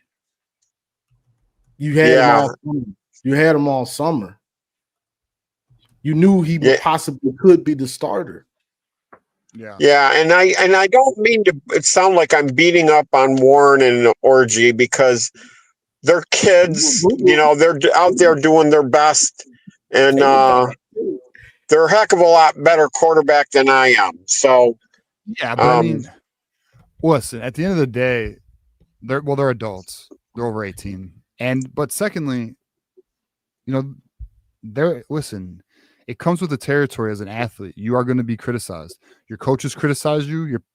From youth, you are constructively criticized all the way up to the college level. And then when you get to the college level, you are criticized by the public. That's the game. That's the job. You know, like, let's just be honest. Let's be honest. Do you ever have a waiter or a waitress and think they suck? Oh yeah. What's the difference? That's their job, right? Like, you are critical of Yeah. their job performance. It's the same thing, man. At the end of the day, I know we want to say they're kids because it's college, but let's just be honest. Like, that's dead. That's Yeah, gone. I'm hard on the coaches. It don't matter to me when it's time to blame. I don't care. The coaches, the staff, Yeah. the water boy, the players. That don't matter to me. I remember you guys last year in week 2 and 3 jumping all over Martindale. Just you guys were ready to run him out of town. He was doing terrible. That's Winky. You gotta give the boy a chance, you know. Hey, Keegan. You at least gotta give him the mid-season. See if he's gonna get the hang of this thing. Keith, then fast forward 5 months and we all hugged up with him at the chop house. Yeah, he looks like one of the 5 best defensive coordinators in football right now. That's our boy Wink. Wink. Hey, there you go. That's him. Yeah, that's our boy. That's the way it is, guys. Like you're the talent, so your job is to make takes. So like there's no love lost in that. Well, and you know, we got to give instant analysis, and like also like at the end of the day, Right. Wink got it together, so now it's all praise due. Like he was great towards the end of the year. He was great. And that's the thing. I'll be hard on a player or whatever, you know, a player or a coach. But as soon as I see them turn it around and they're doing great coaching or they're playing great as a player, I'm going to be the first one to praise them. And if I was wrong, I'll tell you I was wrong. Yeah. Right. So can we go through the rest of the receivers? Of course. Go through it. Yeah, Keegan, whatever you want, man. Evan, I know you're waiting for the state title. Evan, we'll get to you. Yeah, so we got Kendrick Bell. So I'm curious as to the strategy that they're going to use this year. Are they going to use multiple big receivers to set up screen plays and block for runs? I think so. Do I think jump so. balls, play action, that kind of stuff. Like I'm really curious as to how that plays into who's going to have a potential to make a play. So like the Samaj Morgan thing, I think that Samaj's gift is just his tenacity, and he's actually quick. So He's quick. Yeah, so that's what he is. He's quick. He's not particularly speedy, but you know, he can catch a short ball. It's unproven on whether he can catch a long ball. But he's quick. He showed it his freshman year. And not because of him, because our quarterbacks couldn't get it to him. Right. Yeah. Well, he's got short area quickness. People saying he's not quick. He's quick. He's very quick. He's probably the quickest guy we got. Bro, he's got short burst quickness. Come on. Give Samaj some credit. Now, what if he ain't quick, what is he then? I'm a mama. He's slow. He's slow. No, I'm not listen. Last year I was the Jack Tuttle fan club. Remember? Yeah, you were. You let it. And this year I'm the Samaj Morgan fan club. I think Samaj Morgan is dynamic. I think he's a good route runner. He looks quick. He ain't though. And he's a good blocker. On that last play on the spring game when the backup tight end ran for 42 yards, if you look at the end of that, Samaj comes in at the 10-yard line and blocks 2 of the defenders that were trying to stop him. He got in front of one and made him turn out of the way, and then he got in front of the other and made him. It didn't get him to turn away, but that defender gives him a push, you know, and Samaj goes stumbling in, but he made that play. Those guys would have tackled him at the 10 if Samaj didn't block those 2 players. So someone made a comment and said, "So you're saying our wide receiver is a good blocker?" I'm saying that Samaj blockers and blocking is a very important part for wide receivers. It is. Not a lot of people know it, but they're harped on all the time that they should be blocking downfield.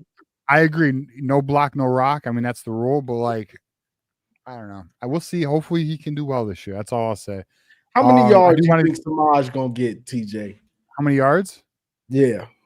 Bro, I actually think Simpson's going to give him a run for his money. I mean, I think Samaj may get like 300 yards, maybe, and that's if Simpson doesn't take the job. Like, here's what I think. I think McCauley, I think Simpson, and then the Z position's interesting because I do think there's a battle between Goodwin and Moore, and I think Andrew Marsh is going to push for it. I think he's going to try. We'll see. I don't know. I think Simpson's going to take it from Samaj. I don't know though. I don't know. I guess maybe I'm just not high on Samaj, but we'll see. I mean, there's a lot. I'll say this: there's a lot of highlights of Samaj in these videos. Let me get a shout out here to Luke Spalding. Hope all is well, fellas. Go blue. Thank you for the 5 hours there. We appreciate it, man. We got Elijah again.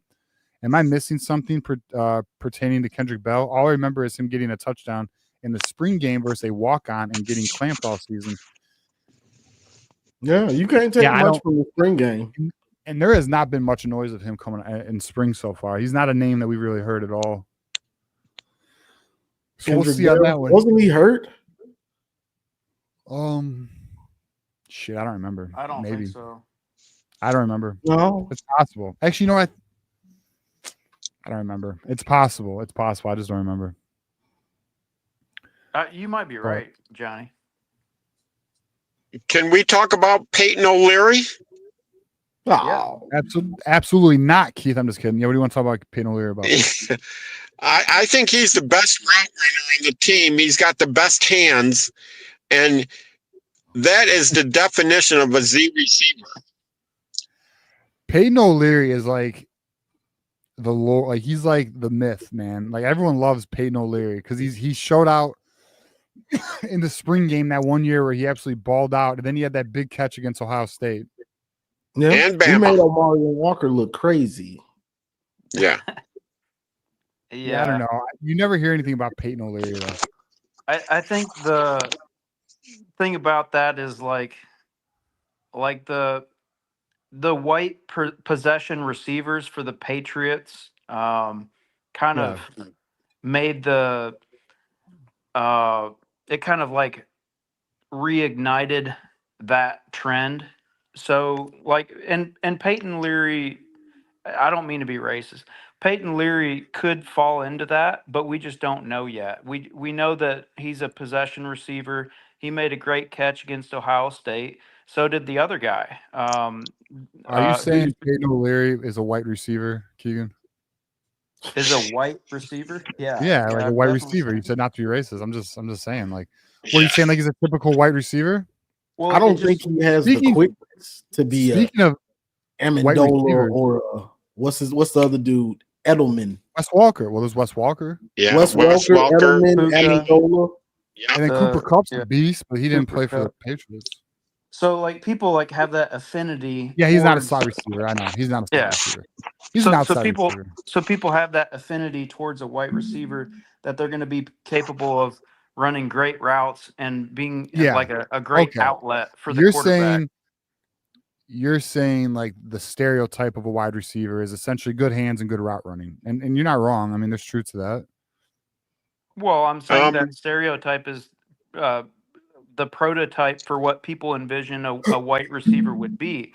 And so I don't know that Peyton O'Leary is that, but he does trend in that category. So we just don't know yet if he can pull that off. So that potential is there, and he was mentioned, I think, by Bellamy, also the other guy that's white. That's the older guy, who also got a catch in the Ohio State game.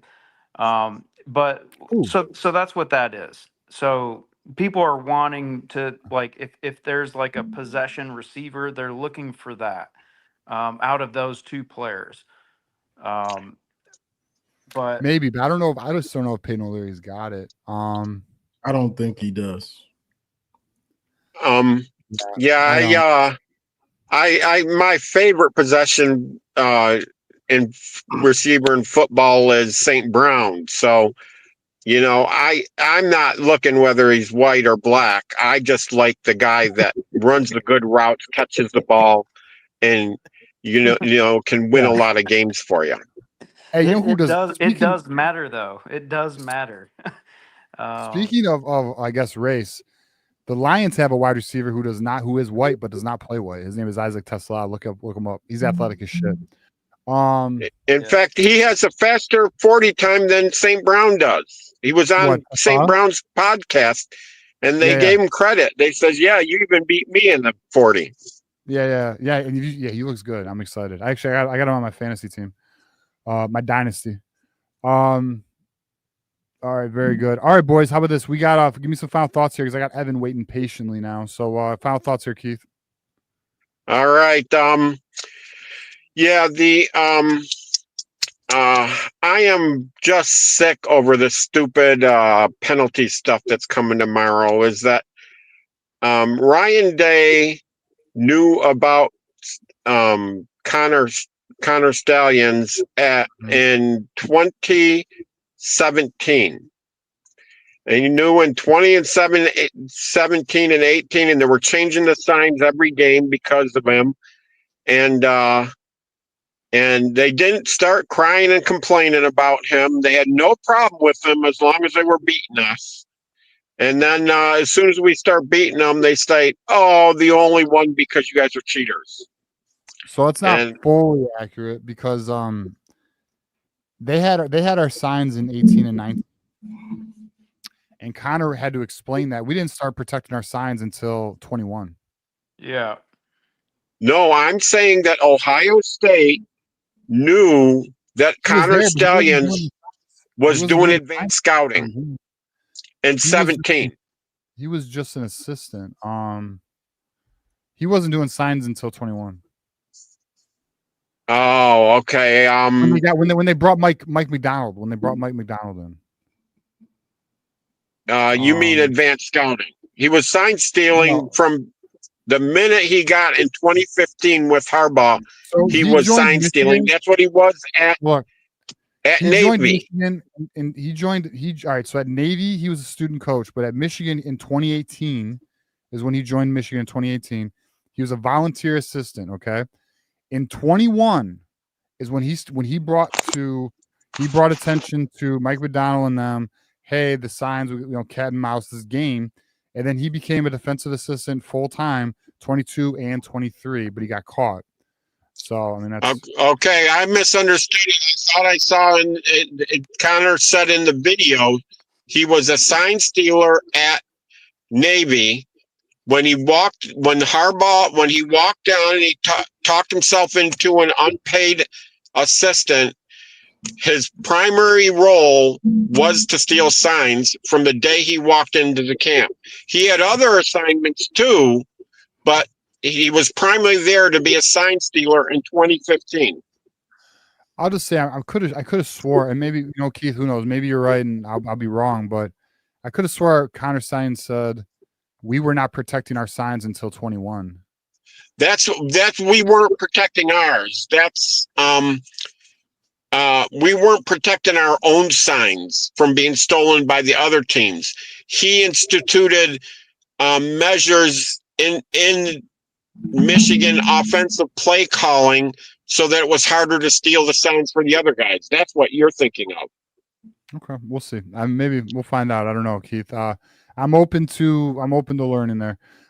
Keegan, what are your final thoughts, brother? Yeah, like to what Keith just said. I think I'm not sure on the timeline, but I think it was Harbaugh win or die trying. We all remember that. And all of a sudden we're throwing flags up in the practice field in fall camp. And somewhere along there in the timeline, we hire a sign stealer, which I don't think that we had before.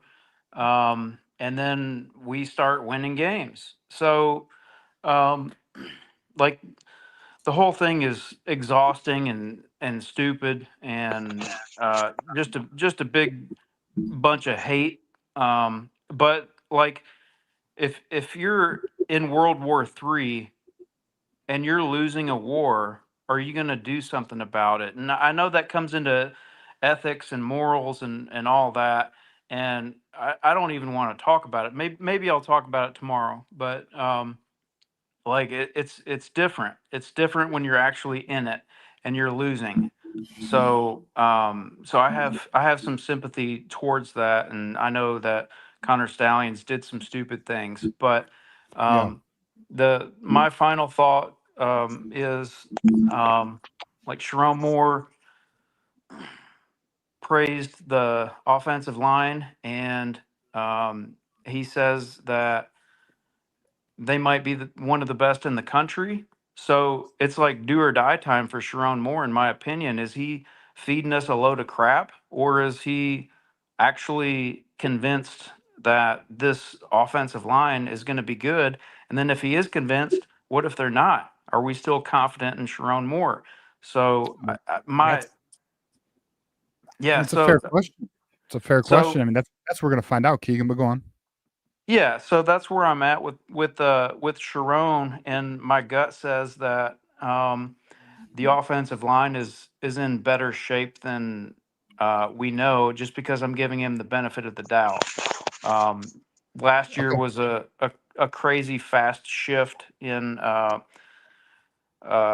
coaching positions, and he didn't have a lot of time to get everything together. So that's where I'm at. So like right now, I'm in judgment mode for Sharon, because if he feeds us a load of crap again about the offensive line, um, Yeah. we'll see. Right. I agree, and I think that's something me and Johnny have talked about, especially when it comes to that extension talk. You know, are you aware of your weaknesses in your program? And if you know, and let's make sure, you know, let's hope that like last year, he was blind to the QB situation. He was blind to the offensive line issue. Let's hope that it does not repeat. And you know, this year we're gonna see. You know, we're gonna see how his in-game decisions go and how his roster management goes. So, I mean, these are all things I think are fair to be at least slightly critical on, but we'll just have to wait and see how it goes. So, I mean, I think it's fair points, Keegan. All right, Keegan. Well, how about this, man? Tomorrow, I'm sure we'll talk to you then, and go blue until then, brother. Yeah, go blue, guys. Thanks for having me Go up. blue. All right, so we got some super chats. Let's show some love, and then Evan is up next, waiting very patiently for us. All right, hope all is well, fellow. All right, no. All right, hold on, where am I at? All right, quick and shifty like Corums, stopping on a dime. Samaj has not one highlight that shows yak. Every screen gets there, no explosive. He does have that punt return he got chased down on. Quickness, I would like. Go ahead. No, you go ahead. Quickness isn't about just being shifty. He showed some shiftiness his freshman year. I think that was Maryland or somebody he got a touchdown on, or Michigan State. It was somebody. But he showed some quickness. You can show quickness off the line. You can show quickness running a slant. You know what I'm saying? Quickness is, you can show quickness in different ways. It doesn't have to be making guys miss and then going 50 or something. But like USC, he freaked the dude off the line, was wide open downfield. He threw a temper tantrum after because he freaked the corner. He destroyed him at the line. Yep. All right. So then we got beat up here. I would like Robo Keith to call in one day. Also agree with Keegan that we need more white wide receivers and cornerbacks. White people deserve nice things too. Shit, man, Iowa's got that locked down. They get all the good freaking white DBs. Man, Cooper DeJean, you should have went. And the other one, what's the other one? They got that other one too. I forgot his name. Go blue, gentlemen. Love you, boys. We are winning. And the what natty this year? TJ, you got the most insight out there. Well, thank you. I don't know if I got the most, but I do my best to give you guys what I can give you. You know. Now I also look, there's a lot of times where I'm just analyzing it like you guys are and just giving you my best opinion on it. So that's what I try to do. All right, let's Johnny, you got anything or we want to pull Evan up? No, you can pull him up. Evan, how we doing, man? Thank you for waiting patiently. Yes, Riley Moss. That's who it is. Evan, you there? Good. How are you guys? Doing good, bro. So the regular season, Michigan's in 12 games, they allowed 20 points in 5 games or less. In 5 games, 20 points or less. What's your prediction for this year in their 12-game regular season? Like their points per game? Defensively, yes. Like Yeah. how many games will they hold teams to 20 or less? Ooh, okay, let's look at the schedule. This is fun. Okay, this is a good question, bro. All right, let's look at the schedule. Let's go one by one. Let's figure this out. Okay. Pulling it up right now. We'll go one by one, Johnny. How many of these teams are we holding to 20? All right, New Mexico, I think we all agree that's 1. Do we agree? Facts, yeah. All right. Oklahoma. Is John Mateer suspended? Just kidding. Spend him. We'll just say no. We'll say no. I'm gonna say no here. Yeah, it's so early. I'm not sure what the offense will be able to do. So I'm gonna say yeah. All right, we got Central Michigan at 2. You said last year we had 5 teams under 20. Evan? Yes, during the regular season and also Alabama if you count the bowl. Okay, so would that be 6 with Alabama? Yeah, but it's hard to project the bowl game when we don't know their Fair opponent. enough. At Nebraska, I'm gonna say 3. Yeah, I'm gonna go with that. Wisconsin, I'm gonna say 4 because they're garbage. Yeah, that's a fact. I think USC gets 20. Lincoln Riley, I just think they will. Yeah, I'm gonna give Washington. I'm gonna give Washington 20 because Jed Fish he's very creative. He is. I think we hold Michigan State under 20 because they're garbage, so that's 5. I think Purdue's garbage, so that's 6. I think Northwestern's. I'm going too far ahead, Johnny. What's your thoughts on that? No, that's fact. You cooking.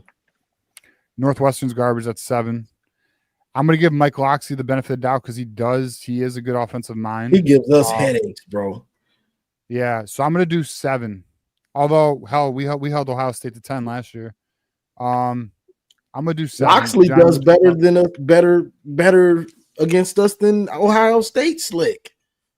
Because he has a lot of times where he's calling the hell out of a game and his players just can't execute. They'll be dropping wide open touchdowns and big time plays. But you can see it was a great play call. All Hail Michigan says, who does USC even have? They got Lincoln Riley, and that's all I need to know. I mean, he is an offensive guy. Their defense just sucks, man.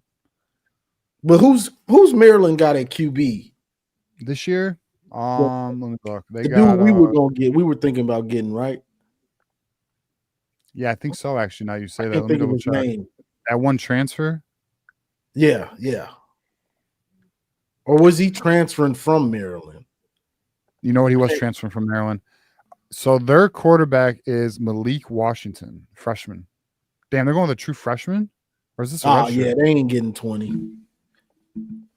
They ain't getting 20. Hold on. Is this? Oh, it's a true freshman. They're going with a true freshman? Yeah. No Let me 20. see. What was he ranked? That's fucking crazy, bro.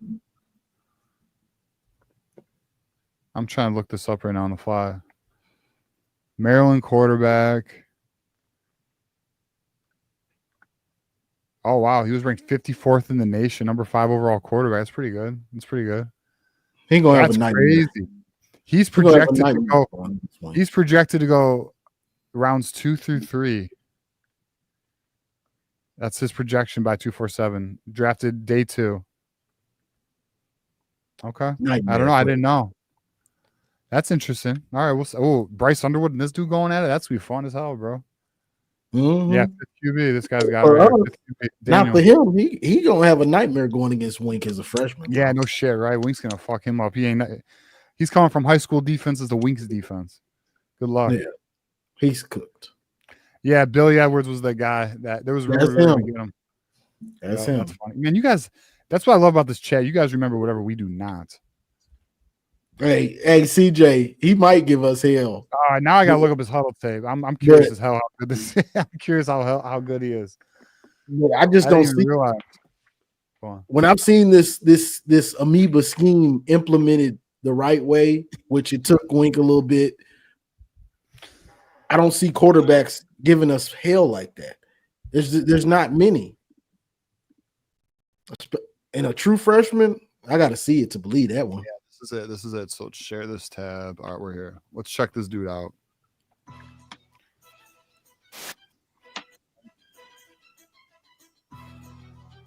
And led to us watching Malik Washington highlights. So he's got dual threat capability. I'll tell you right now, if we had him in Michigan, we'd be excited as hell. Is he a thrower? Is he a better thrower or runner? That's a hell of an arm, bro. That's a good arm. I mean, I'm not gonna lie, he is that's nice. A nice throw. That's a nice throw. Dude. I mean, he's got. Yeah, I like him. I'm not gonna lie, he's good. Damn, if I was a Maryland fan, I'd be pretty excited. He's gonna get killed though. Yeah. And if he can't read a college defense, we blitzing off the bus. We blitzing off the bus, Milrow. Bro, he's got a really good arm. His throwing motion's a little off. Man, he's nice. He seems to have a good feel for the game. Shit. All right. Well, we'll see what's up. You know? Mm-hmm. And when I talk about these quarterbacks, I'm not saying that they're not good quarterbacks. I'm just comparing them to them going against our defense, which gives quarterbacks nightmares.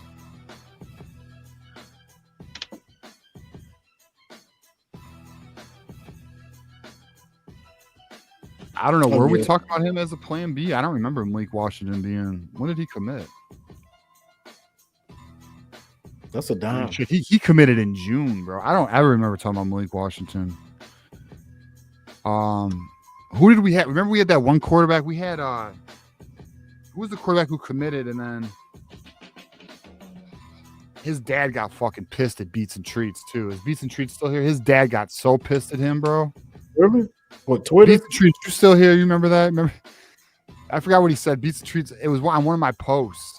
Oh yeah, Brady. No, it wasn't Brady Hart. It was the other one, wasn't it? Carter Smith.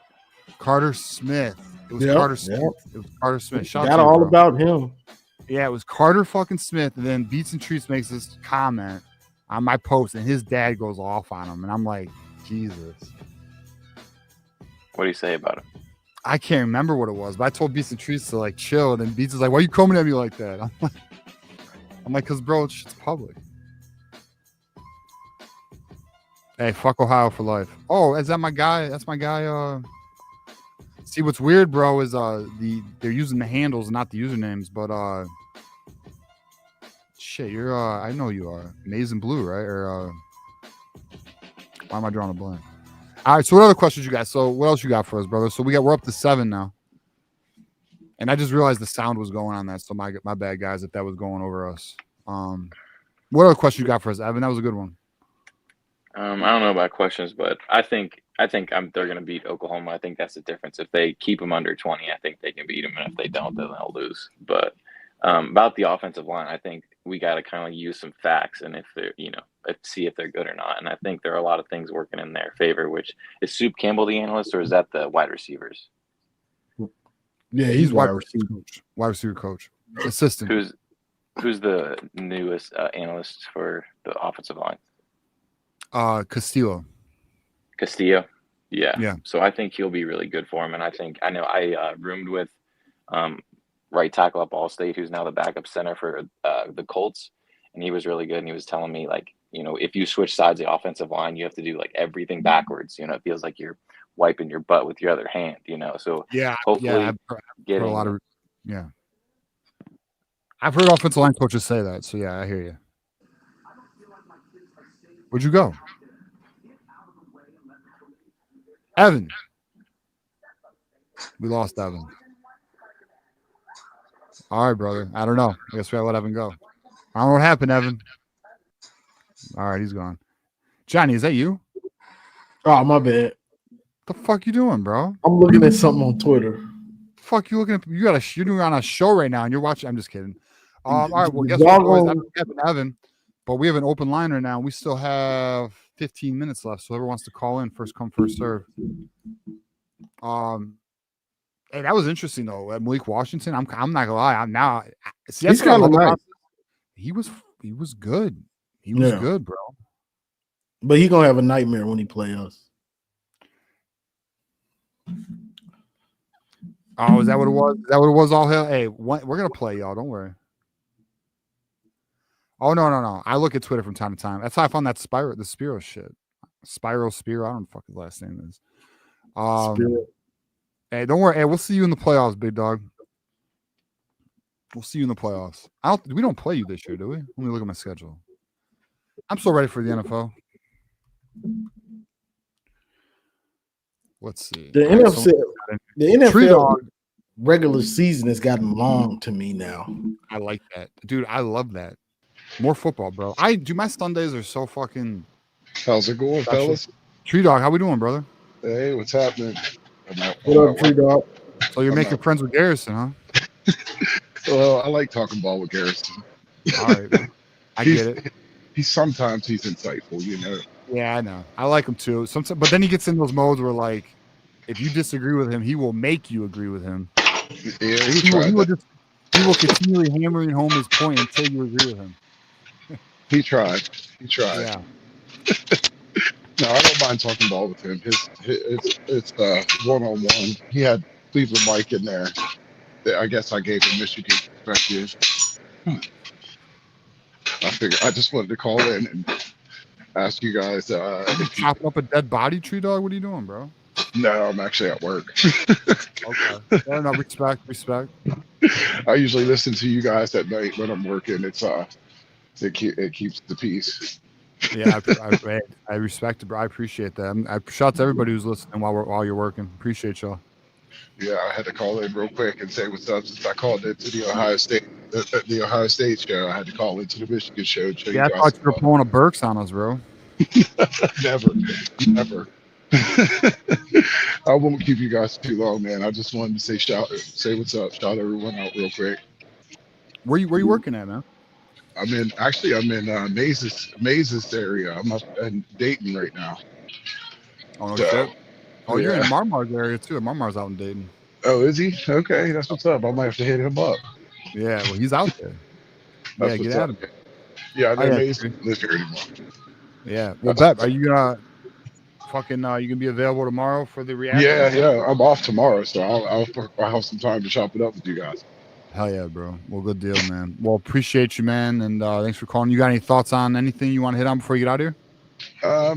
Yeah, I'm just gonna be glad when all this stuff's over, man. I mean, we're always gonna hear about Michigan cheated, and we're gonna have the balls like Charisse in the comments every day on Menace. But at the end of it, I'm just gonna be glad not to have to hear about it in the media anymore and move on with the season. I don't think it's ever going to go away, honestly, especially from the rivals. They're always going to hang because it's all they got. They're like the bitter little fucking brother who wants to just. Yeah, and I mean, if you really think about it from like an actual true percentage of games, like first of all, there's no evidence that they ever scouted Ohio State, but they just applied that to themselves. Secondly, it's like they just like immediately, as soon as like after 2022, Connor Stalions has never even been on the sidelines against Ohio State. So like, how could that even be? You just lost, dude. Get over it. Yeah, I know. That's why I don't respect the fucking fan base. Like, I respect the program's desire to win. I like that about Ohio State, but I do not respect the fan base of Ohio. I mean, don't get me wrong. There's some fans who are cool, so let's put that out there. There's a few of them out there who are cool. Yeah. But I can't respect the fan base that can never acknowledge you just weren't good enough.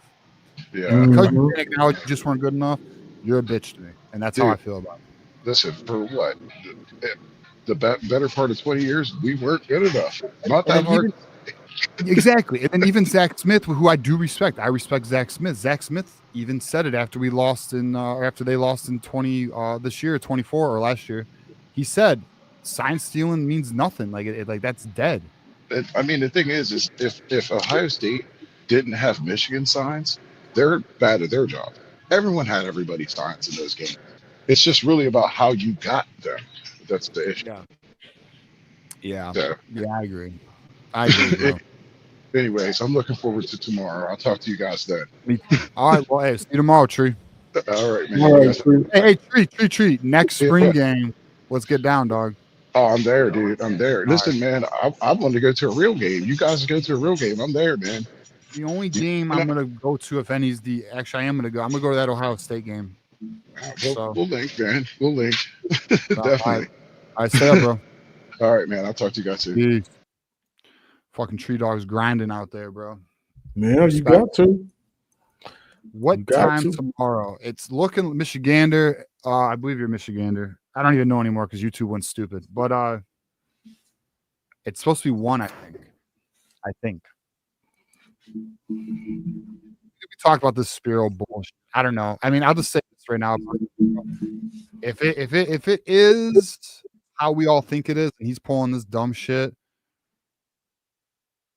Now he's posting. Fucker, bro.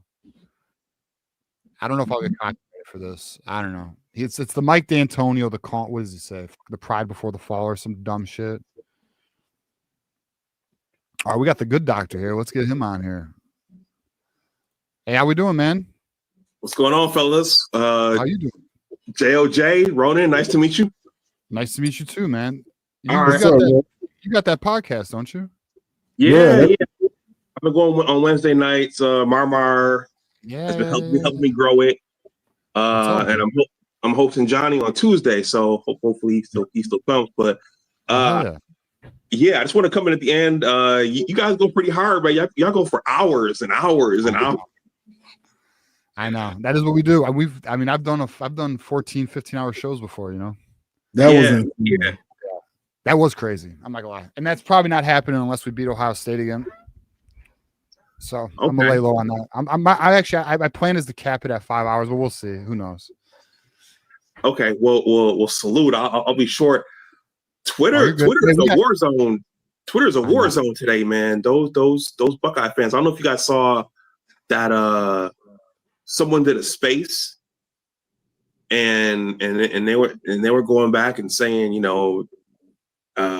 Michigan only won that 2022 Illinois game by a short margin, and this can't stand, and we can't let this go, and it's a war zone. So I'm actually looking forward to tomorrow. And if the hammer is like a slap on the wrist or nothing at all, man, I'm gonna go ham on them because they've been self-righteous and just gunning for that and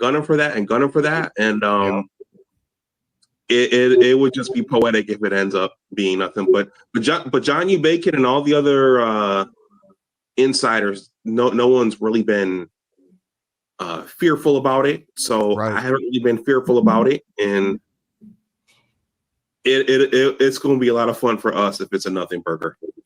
Oh my gosh. I mean, it's going to be the ultimate W for us because the reality is this is such a stain on any of these, from Ohio State to Michigan State, and the ones who are voicing the hammer opinion. How can you ever take them seriously about any opinion going forward? You cannot. They lose all credibility. And they just can't. And you can always, and you better believe people are gonna have receipts on all of them, and they're just gonna post. Oh, remember, what was this you? Remember how they was this you? Yeah, we have every right tomorrow to dunk on them all because of all the crap we've taken over the last 2 years of them just running their mouths about things that they had no true inside knowledge on. They were just, again, basing their opinions off emotion and not real evidence. And then trying to claim it as evidence or sources, which at the end of the day, it's looking like it's not, and it's looking false. So, in my opinion, we should cook them, and we will tomorrow. Okay, if it goes how we will. Okay, so I'll be keeping my eyes out for the alerts and the news. Yeah, but I think the key to Team 146 is going to be the offensive line play. That's been my narrative throughout I don't think. I'm sure you guys saw what Steve Day said. He just needs Bryce to be a jag, and that's what I won't say. JJ was a jag because JJ made plays with his legs, and he had touch, and he had precision, accuracy with his balls, but he also had that running game to fall back on, and he had that offensive line to fall back on. So I don't think we want a freshman quarterback. We don't want to put the game on his shoulders every game. And if we have a stout, the heartbeat of the Michigan football program has always been a stout offensive line. So if we have that and those two running backs back there, I think we'll be in good shape. I agree. I agree. I think the offensive line is the biggest deciding factor on the ceiling on the season. It just is. And then the second biggest deciding factor will probably be Bryce Underwood. And how ready is he as a freshman, as a fresh 18-year-old, playing at this level of football, So, all right, let me ask you this, good doctor. Okay. What's your record prediction this year? Oh boy. Honestly, and I don't want to jinx it, but if Michigan can win that Oklahoma game, I'm like Dom. I'm having a hard time seeing where the losses will come. I mean, they do go on the road a couple of times. They have to go out west to play USC. And they go out to Nebraska. Yep. But you know what, Ronin, that's a difficult one for me to answer. I think we need to see how the team performs. I agree. In that hostile environment week 2, and I think that'll tell us a lot. I agree with that as well. So I'm at 9-3, just giving an early season prediction. But I think if we win that Oklahoma game, I mean, all bets are. I mean, it's sure we got some road games against USC, Nebraska, and you would argue, okay, maybe those are the tough games. Ohio State's going to be a tough game. I think we can win. But yeah, Washington will be a tough game. I think that'll be a tough game. But I hear you. I mean, it is hard to figure out what losses. Like when I say 9-3, I don't know what 3. I have no idea. We may go 9-3 and still beat Ohio State. Now we may, if we beat Oklahoma, like you said, I mean, I don't see why a 10-2 season isn't realistic. And I do think we could beat Oklahoma. Like me saying 9-3 doesn't mean we're not going to beat Oklahoma. I just feel because Bryce is younger, there's going to be young mistakes. There's going to be, he's going to have 18-year-old moments, and and then are our wide receivers ready? Is the offensive line ready? Those are my questions. Yeah, so it's going to be interesting to see when opposing defensive coordinators, if they stack the box and say, okay, we're going to make the freshman win the game. We're going to make him carry the team. That's going to be interesting to see because somebody's going to try that. Somebody's going to load that box and cut off all those running lanes for Justice Haynes and Jordan Marshall. So at some point we're going to see what he can do. But yeah, and then the other thing with football, especially football, is you can't plan for the injuries. So I mean, knock on wood, hopefully our team stays relatively healthy like Team 144 did. Yeah. But that's the other wild card that you can't plan for. Right. Especially with this game. Yeah, I agree with that. All right. Well, how about this? Give us your final thoughts here, good doctor. I think that's it. I'm a little excited for tomorrow. Obviously for the kickoff of the season. So I'm glad I was able to come up and catch you guys at least once. Absolutely. So yeah. Keep up the good work, Johnny. I'll talk to you soon. Hey, yes, sir. Hey, don't be a stranger, man. It was nice having you. All right, go blue. Hey, go blue, brother. Peace. Hell yeah. Yeah, I've seen good doctor Anwar. Yeah, I've seen the stuff, man. All right, we got one more call. We are at 2:58. This is the last caller of the night, but we always take our callers. That's them's the rules. We got Sonny in the house. Sonny, how we doing, man? Just one little quick segment before I get up out here. See on the crowd now, walking out. Some of you out kind of loud here. But I know it's yeah, we're having a hard time hearing you, brother. a lot of background noise. Yeah. You good? You working in a plant? I don't want to say, perfectly. I don't want to nobody find out. But I've been trying to call in you guys so for a minute. I always Well, miss.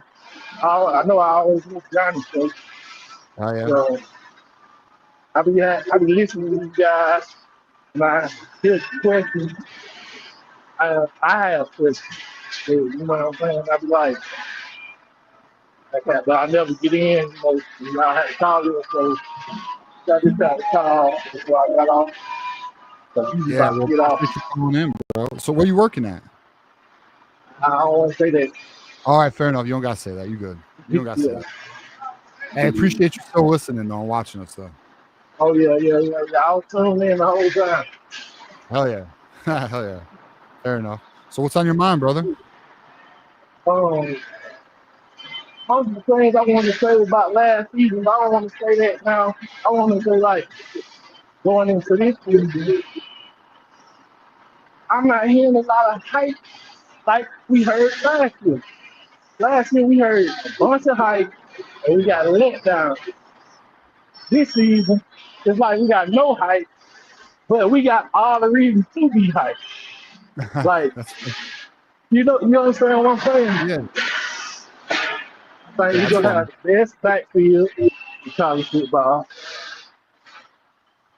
I don't know if we're going to have the best quarterback, but he's going to be top 10. And, like, all the other question marks we got, I mean, every team's going to have a few question marks, but I think we're going to be a exceedingly great team going in the next season. Yeah. I think we're gonna be a good team. I mean, I don't know. The only thing I'm hearing hype about that I'm unsure about is the offensive line. Sharon Moore said he thinks it's gonna be one of the best in the nation again. And I don't know, man. I mean, I hope it is. I gotta see it. Yeah, I just don't know. That's the only thing where but everything else, I'm believing everything we're hearing so far. I mean, there's nothing I'm not, I think everything else is right. And I agree with you. I think there's a lot to be excited about this year. I really do. I mean, there's a lot to be excited about. So, like, last season, it was like going into the season, we was told that we were going to get Origin. And then week 1, we didn't. We saw a little glimpses. Yeah. And he probably played 3 games that were his games. And I think we won 2 of those. So I was like, we know all the quarterbacks were horrible. So why not just stick with one? Like, it was crazy. Yeah, they were playing musical chairs with those quarterbacks, man. I think if we had a halfway decent quarterback, yes, we would have went deep in the playoffs. We would at least make the playoffs. I mean, I'm willing to say that. I don't know how deep we would have went, but we would have made it. Yeah. And, Edwards was kind of a letdown last year too, because we expected him to like put the load on his shoulders and show up. He did. Yeah. Well, they also didn't use him very well. Yeah. But we'll see. We'll see how they do this year. I saw Edwards the other night. Looked like he gonna get a sign to the Jets. Yeah. Off of that one game. Yeah, I think he already signed with them for 3 years. I mean, 3 mil or something. When I pulled it up on Google, it did. They got like 8 running backs on ahead of him. Oh yeah, like, if you go look at the depth chart, they play like 8 running backs ahead of him. He ended up getting all the work in the fourth quarter. Yeah, it's 3 years, $2.9 million. Hey, I take it. Good for him, man. Because he was done wrong. I'm gonna be honest with you. I listen. I love Michigan, and I was really happy we got Donovan Edwards from West Bloomfield, but he was done wrong that final year, that final season. He was not done correct. The coaching staff just didn't utilize him. They didn't utilize him properly. So that's where we are there. What else you got for us, Sonny? You think NCAA college football will ever go to another entity other than NCAA. Yeah, I think if we get a collective bargaining agreement and a players union, yes, I think NCAA is done. All right. So I think that's where we are. But all right, Sonny, let's get some final thoughts here, brother. We are up against it. Give us some final thoughts here. Yeah, man. I just appreciate you, man. Like I say, I tune in whenever I get the time, Yeah. and I'm always listening. It's just, and that's kind of loud, so I can't. It'll be like a lot of background noise if I try to call in. But Well, hell yeah. yeah, I appreciate like I it, say, man. I'm always watching. I tune in to everybody's channel. Maze, Johnny, Kinetic, everybody. Oh yeah. Yeah, well, we appreciate it, bro. I mean, honestly, and Yes, I'll tell you right now, sir. dude, I love hearing the people who listen to us during work. I think that's cool as hell. We're getting you guys through it, which I hope we do a good job doing. And you're out there grinding, bro. So we respect it, man. And shout out to you for calling in. I appreciate it. All right, appreciate you. Yes, sir. Hey, go blue, brother. Go blue, Sonny. Go blue. Tomorrow's the day, boys. All right, Johnny, we made it. We made it 3 hours. Keegan wants another hour, but we're at the 3-hour mark. Johnny's got shit to do tomorrow. I'm just kidding. I got shit. I'm busy as hell tomorrow. I'm so busy all the way to Monday, bro. And even Monday is busy. I don't even have a day off. But it's okay. That's life. We keep moving, Johnny. But yeah, any final thoughts here, Johnny, before we get out of here? Man, just ready for this to be done and over with so we can, move on, get past it. Ohio State fans, I don't care what they say. If the NCAA, the Natty stays, you ain't Burks?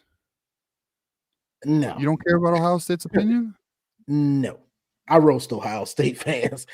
My you. page is full of it. So NCAA says the Natty stays and all that. That's all I care about. What they write down in their little notepad on their phone or at the house, like Garrison got his notepad too. They put the asterisk and you cheated. Yeah, who cares? That's in your stuff. The NCAA accepted it. That's all I care about. So I'm ready to be done with it. Hopefully, it's a slap on the wrist like we think it'll be, and we put that behind us. And now it's time to go win some games and make the playoff. Yeah, I agree. And so there we go, boys. I mean, we are literally 13, 14 hours away from the verdict being public. Maybe something will leak before then. It's possible. Who knows? But big day tomorrow. And whether it goes our way, which I think it will, or it doesn't, which I guess we'll find out. But I think it will. We're in for a hell of a show. I will, again, I got shit to do until 1 o'clock at least, but I will get on here as quick as I can. So be on the lookout for that. We are cooking. Save your bookmarks, screenshot them in case these clowns start deleting them. That's a concern I got. But we're gonna have a good time tomorrow, man. It's gonna be shit. What did we come up with for the holiday? What was that? It was Howard, Hammer. Shit. What was the holiday? It was Hammer something. Hammer. I don't know. I didn't forget. I forgot to. Oh well. Hey, we'll call with the new one tomorrow. But all right, boys. Appreciate everyone watching. Cameron, I know you're waiting in the background, but we are up. We are past due. So tomorrow, call in tomorrow, Cameron. Help us cook the Buckeyes and the little brothers. But appreciate everyone watching. Appreciate everyone who contributed, everyone who liked the video, shared the video, all that. We appreciate all you guys. Thank you for rocking with us. And until tomorrow, you already know it's Go Blue. Go Blue. College football is even more exciting when you've got some action on the line, and the games are even better when you're cashing in.